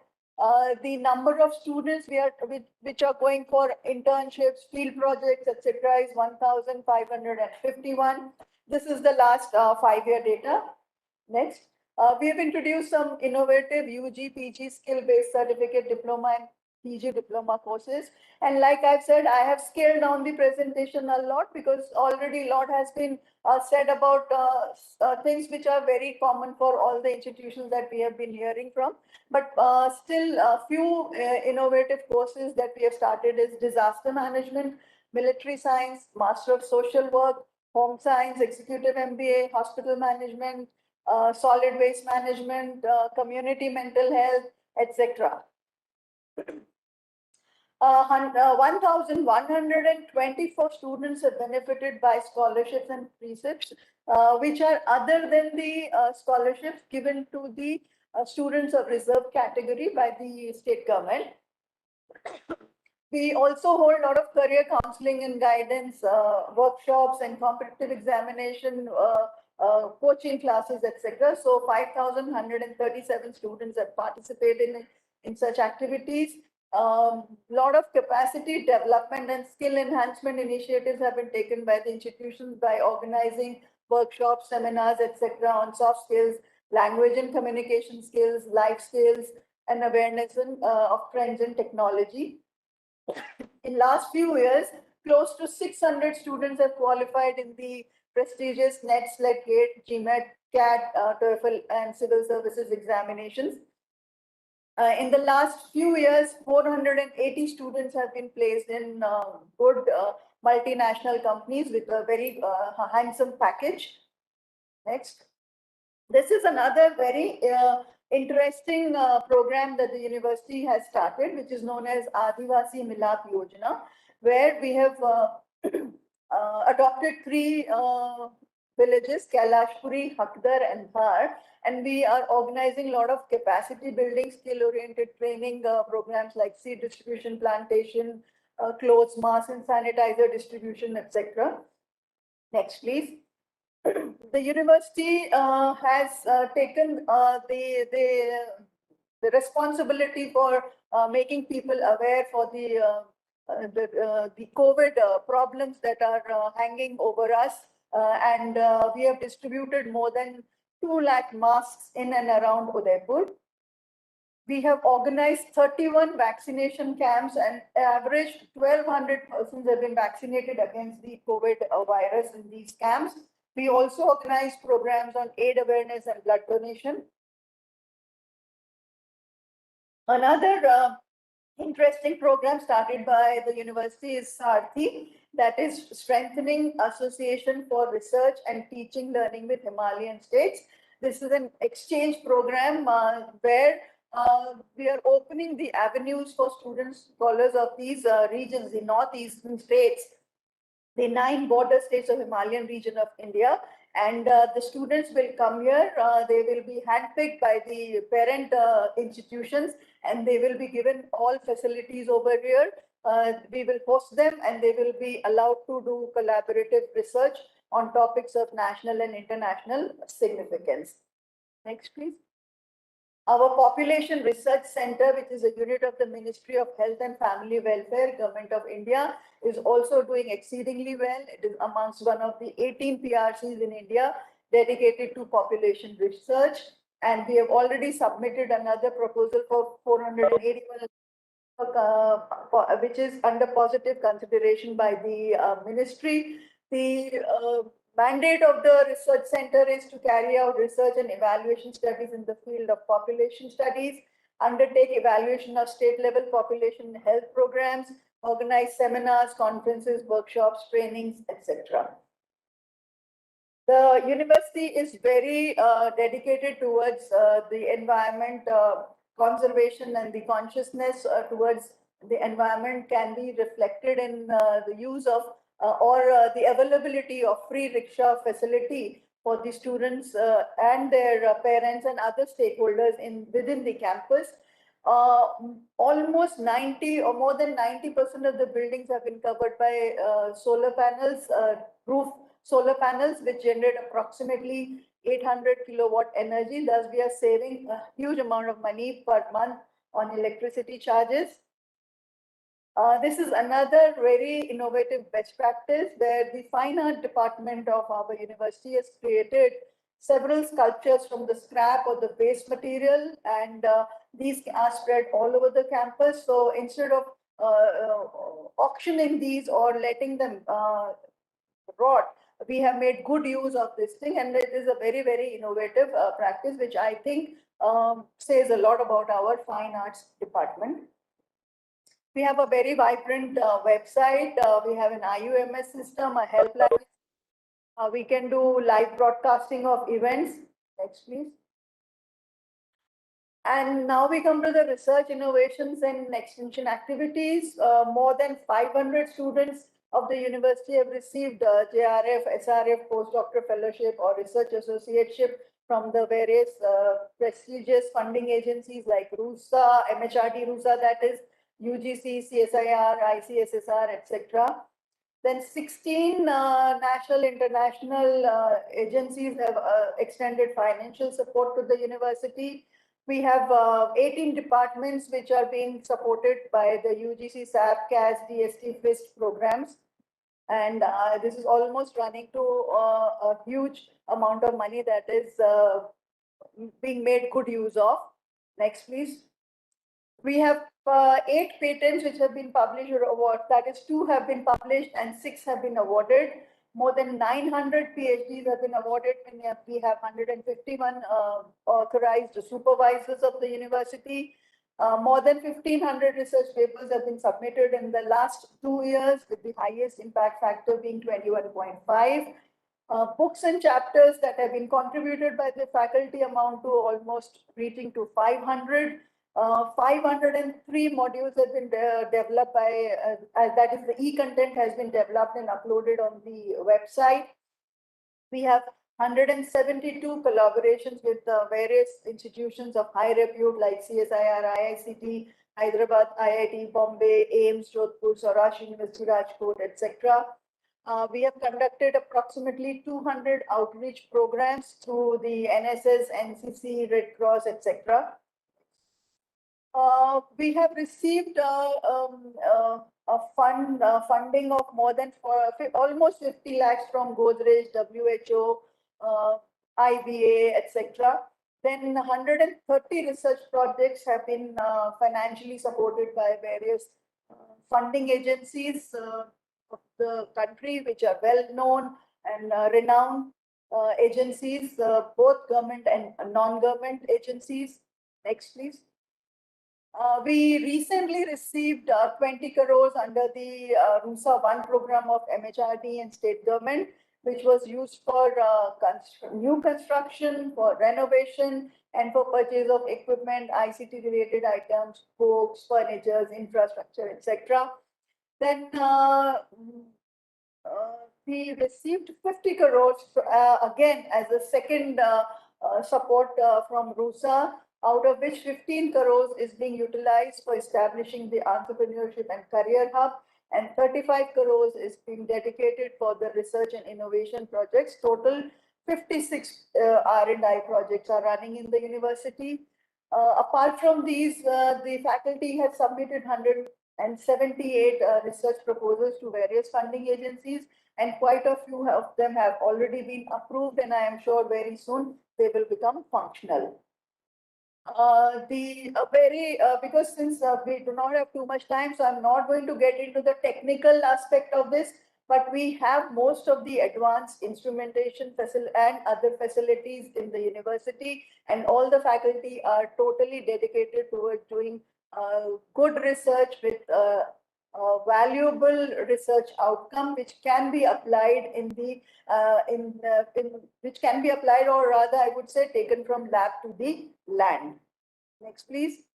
These are few of our applied science departments, apart from the basic sciences, that is industrial chemistry, polymer science, biotechnology. We were amongst the first to start PG program in biotechnology, and then microbiology also we are running a PG program. Environmental sciences, pharmaceutical sciences. Recently, we have started the M Pharma. Earlier, there was only B Pharma. Then computer sciences. Now I think instead of going, like I said, I will scale down my presentation. So I'm not going to talk too much about the research outcomes that have already taken place, but what is new, that is what I'm going to talk about. And the latest or the most recent achievement of the university, like I just told you, is the grant received from RUSA, where we are establishing this entrepreneurship and career hub, and we are hoping that this hub will soon become a vibrant place where a lot of startups will take place. Right now, there are, I think, 9 centers in the hub. First is the Center for Entrepreneurship and Skill Development in Bioprocesses and Biotechniques. Then there is MLSU Incubation Center and Technical Solutions, Center for Innovation and Entrepreneurship for harnessing the public health skill era of health reforms and investment in tribal belt of Rajasthan, Center of Vermiculture and Mushroom Cultivation Biotechnology, Center for Geospatial Technology, Atal Bihari Center for Entrepreneurship, Small Business and Skill Development, Digital Marketing Career Hub Lab, Center for Communication Skills in English and Foreign Languages, and Skill Development Center for Visual Arts. Now, our Geospatial Skill Development Center and Entrepreneurship Cell is first of its kind in Rajasthan to offer multi-level professional, multidisciplinary degree programs and certificate courses in geospatial technology. It is tailored capacity building program for government departments, schools, and higher education institutions. It has an active collaboration with industry, with ISRO and other government of India departments.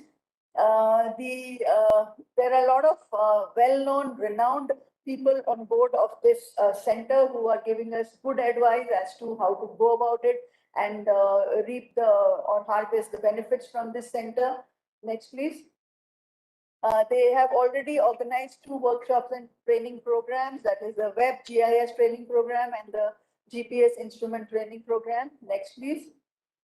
The second interesting center is MLSU, Career Incubation Center and Technical Solutions Hub. As we all know, digitization is the need of the hour. So this center will provide services and resources to promote the core competencies in this field.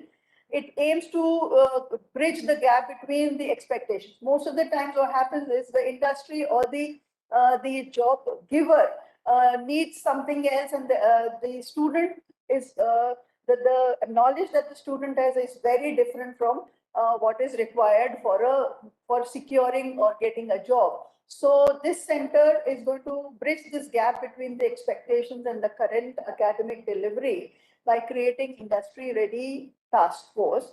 The students will work on real-life solutions and modules which will be developed for internal and external clients. And under this project, an Apple certified training center has been developed through which technical training will be provided. And this is one of its kind lab in entire Udaipur, or rather I would say in the southern Rajasthan. This center will act as an IT and technical solutions hub that will provide software development and job work facility for various universities, internal job processes, as well as external clients on very, very reasonable rates. There will be certification courses on fundamental technologies like ERP application development, mobile applications, business analytics, etc. The center will be opening up internship training programs, and they will establish an industry-academia interface, bringing the stakeholders together. Now, the Center for Entrepreneurship and Skill Development, Bioprocess and Biotechniques is basically a capacity building program which will create learning experiences with specific knowledge, skill enhancement, and hands-on training that will enable the participants, especially from the tribal belt of southern Rajasthan, to become self-reliant and entrepreneurs.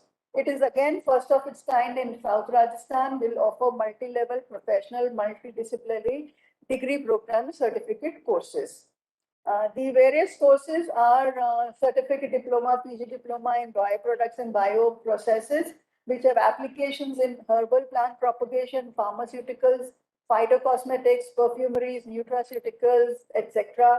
Then certificate course in tools and techniques in biosciences will have application in diagnostic and therapeutic laboratories, technician, assistant, research officer, chemical industry, high-end instrument industry. In vitro techniques course will help the student understand the plant tissue culture and biotechnology, enter the plant tissue culture and biotechnology industry. They can take a job as technical assistant. They can go into forestry, microbial technology, food industry, dye industry, and so on. Next. Fully air-conditioned and well-furnished center with chambers to house the advanced instruments is being created in the Department of Botany, Mohanlal Sukhadia University, Udaipur for this purpose. Next, please. Then the Center for Vermiculture and Mushroom Cultivation, a full complete facility has been developed, and the tribal students are being trained and certificate courses are being run so that they can go on and become entrepreneurs and instead of job, become job providers. Similarly, the Center for Innovation and Entrepreneurship especially is focusing on the public health domain to build up the capacity of individuals to achieve a control on malaria, dengue, and other vector-borne diseases which are rampant in this area, and they sometimes do end up in a lot of fatality, especially in the tribal and village areas.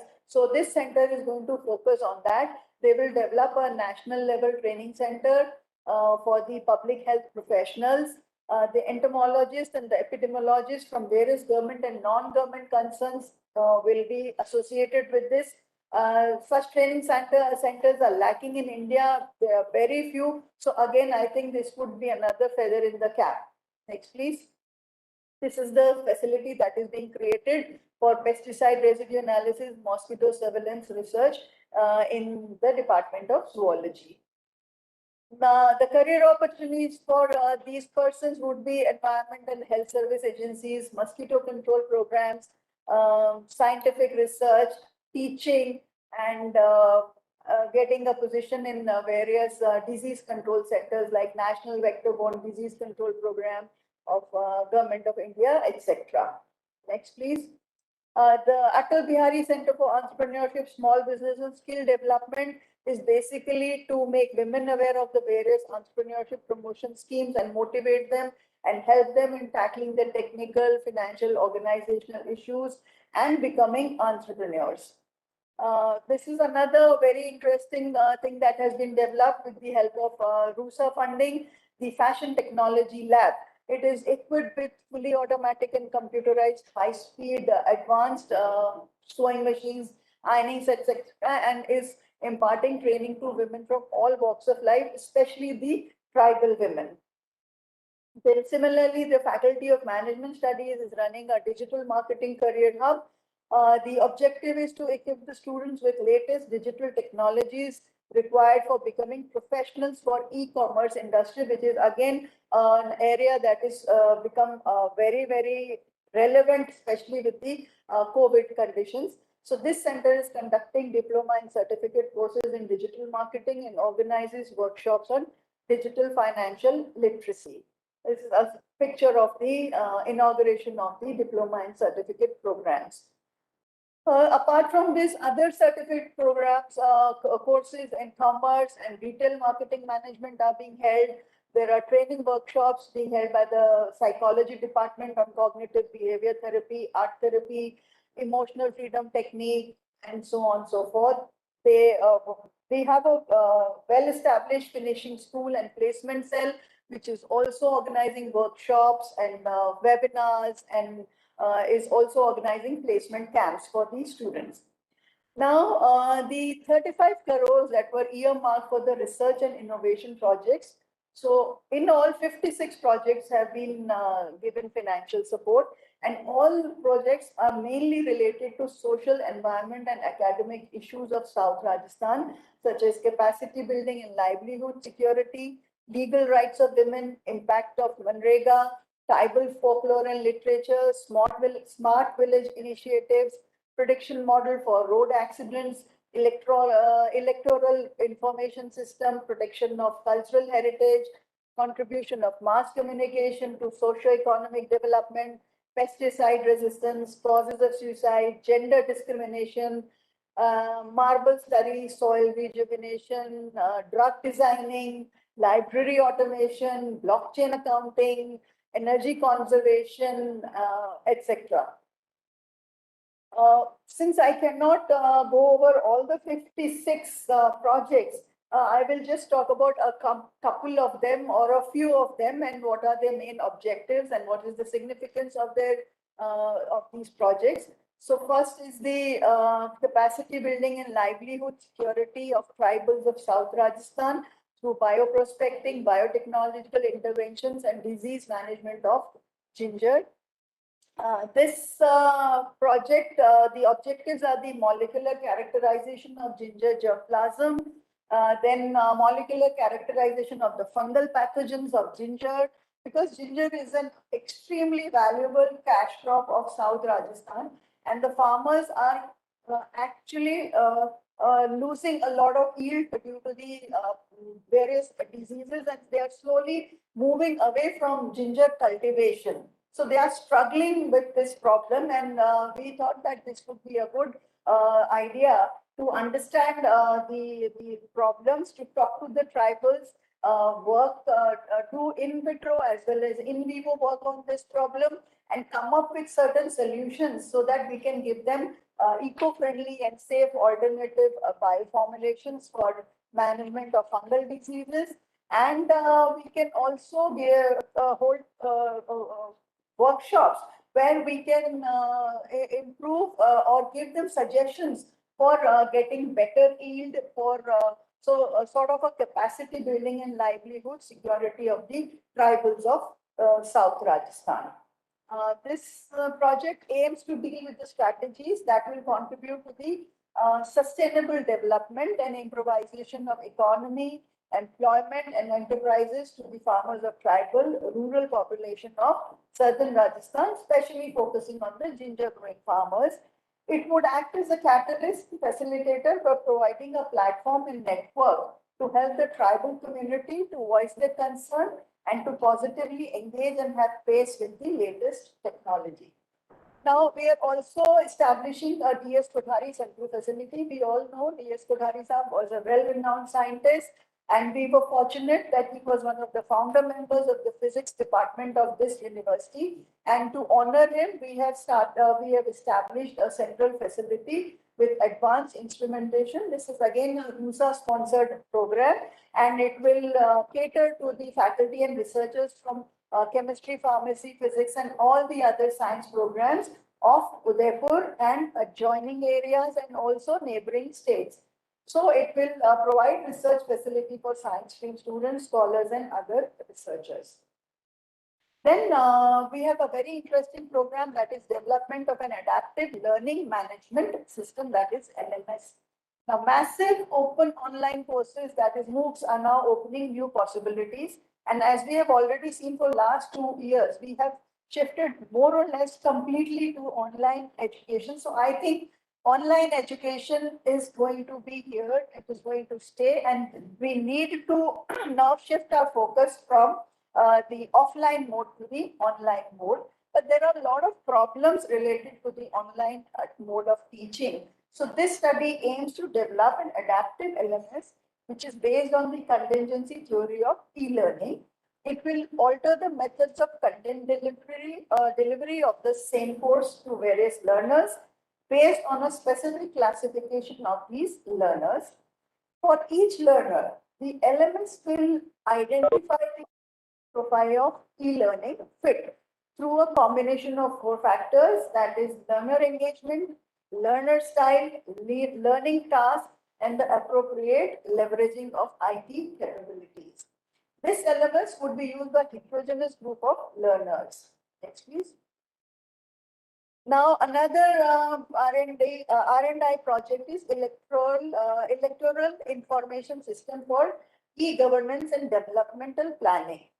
Now, it is a web geoportal with dynamic visualization, query and analytical capabilities for the comprehensive election statistics of Vidhan Sabha and Lok Sabha constituencies, election planning, administration, and multi-scale socio-economic demographic characterization of constituencies, a geotagged polling station level database comprising governance, development, and election-related information. If preferred by the government, it may be integrated with the Rajdhara program also. Next, please. Now, we have some collaborative programs. So there are 2 projects which are part of the Indo-French Center for Promotion of Advanced Research. And one is for commercial pigment production by microalgae, and another is the molecular characterization of genes involved in heterosis differentiation. Both the projects have an application aspect, and that the main aim of the project is to build an innovative biotechnology process allowing carotenoid making from microalgae and to exploit future development in self-nitrogen fixing crops to reduce the application of fertilizers in agriculture. The Indian counterparts and the French counterpart are Hari Singh Gaur Vishwavidyalaya Sagar and Liman University, France. And now we have a secondary metabolite induction in tomato with emphasis on health promoting secondary metabolites project sponsored by UGC. This project will develop the beneficial secondary metabolites and study their analytical control on human health. Similarly, another UGC-sponsored project, that is green synthesis of nanometals using avenue trees and to assess the fate, transport, and bioaccumulation of engineered nanomaterials coupled with abiotic stressors. Now, this will provide input data for more careful use of nanomaterials, because nanomaterials are now becoming the buzzword, and we still do not know what kind of harm they can cause to us, to the human beings, to the plants, to the environment, to the ecology, etc. So this is again another important project. Then we have an in vitro and population genetic studies of analgesis, which will provide a new technique for propagation and conservation and breeding program of this species, which is a very important plant of Arabi region with ecological and economic significance. There is a problem with the seed germination of this plant, so it is slowly moving towards extinction, and it's already under the endangered species category. So it is very necessary to find ways to propagate this plant. So this in vitro study will definitely pay for that. Then there is this another program UGC sponsored, which will be development of nanoparticles against plant viruses. The interaction of the nanostructures with the microorganism is now, as we all know, fast revolutionizing the biomedical field. So this will again offer advantages in both diagnostic and therapeutic applications. Udaipur and the adjoining area is surrounded by marble mining, and there is a lot of commercial activity related to marble, which ends up into the slurry accumulating in the fields and contaminating the soil. So this RUSA project, the main goal is to provide a potent calcite solubilizing bacterial isolate, which can be used to reduce the environment pollution created by dumping of marble slurry. Next. Then a lot of research is going on in the area of neurodegenerative disorders, Alzheimer's, etc. And one of the UGC startup research grant of the neuroprotective effect of active components of whiter people leaves will be used to develop the hydroxycaptol as a potential active lead molecule to prevent or treat certain neurodegenerative disorders. Next. Another environment-friendly project, that is study of mineralogical and thermomechanical properties of clay deposits from Bikaner district, Rajasthan. The significance is that the results of the proposed study will help in understanding suitability of China clay of the area and ceramic, as well as other industries for manufacturing various products. There are, I think, 9 or 10 projects which have been given to the Department of Geology, who are working with the various in various areas in and around Udaipur. So one of this project is based from Chota Udaipur district of Gujarat, and the aim is to study the mineralogy, petrology, geochemistry and origin of carbonatites and associate rocks of Srivasan, and also to examine the economic aspects of these the carbonatite bodies of these areas, because very little work has been done on this aspect. Next, please. Thank you. The rural population is still dependent on the goat milk, and large number of studies have been done on the goat milk. So one of the studies that our university has taken up is to study the bacterial flora, their antimicrobial properties, and the shelf life of goat milk of Udaipur district. Since although there are a lot of advantages, but this is one product that has not been consumed to its optimum use.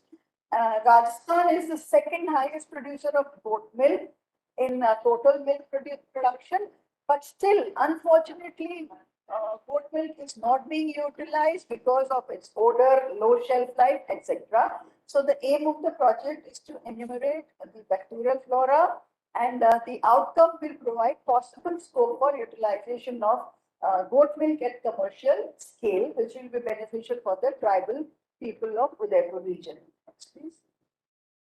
Now, there are a lot of computer-aided designing programs that are being run by the pharmaceutical department faculty of our university, and the computer-aided molecular designing for correlating the biological activity with structure for the design of a pharmacophore for development of an even more efficacious third-generation anti-lactic drug that can be used as monotherapy for therapy-resistant as well as difficult-to-treat epilepsies can, of course, lead to a lot of opportunities in the pharma industry. Then similarly, the design of a series of some new semi-carbazone and shift bases of aminopyridine through in silico designing approach will also lead to development of new drugs. Next, please. Again, another project that deals with the problem of Alzheimer's, and the experiments are being done in mice to understand this problem and come up with some applicable or tangible outcome. So the findings will have therapeutic implication in the age-induced Alzheimer's disease, which will further improve the life expectancy of Alzheimer's disease patient. Now, a very interesting program of Department of Physics, which is to identify and prepare some energy conservation and energy storage materials based on perovskites, ferrites, and graphene. The cumulative efforts in this research area will lead to development of new materials with desired electronic and optical properties with a big impact on the energy conservation and storage industry. Now, apart from these were very few R&I projects which I have talked of out of the 56, and rather out of the n number of projects that the university is, the faculty of the university is engaged in. So apart from this, the university is, the faculty is also engaged in holding workshops, etc., for other socially important issues such as programs on menstrual problems and their awareness among the villagers. Next. Then the problems related to PCODs in adolescent girls, their causes, their cure. Next. Then breast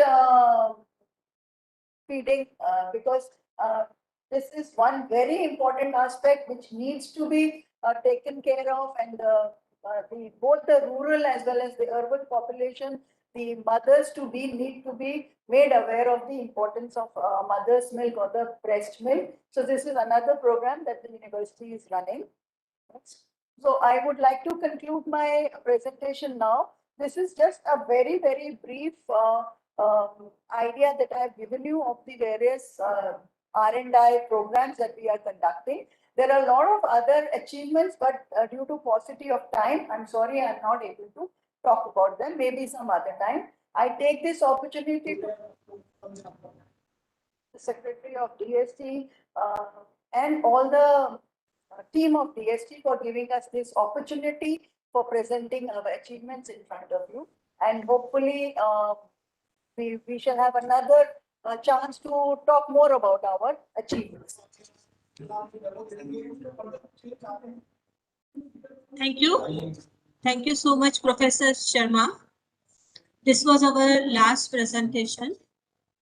Now, finally, I extend my thanks to distinguished members of all the state DSTs and all the eminent faculties for becoming part of this meeting under Vigyan Utsav, Azadi Ka Amrit Utsav.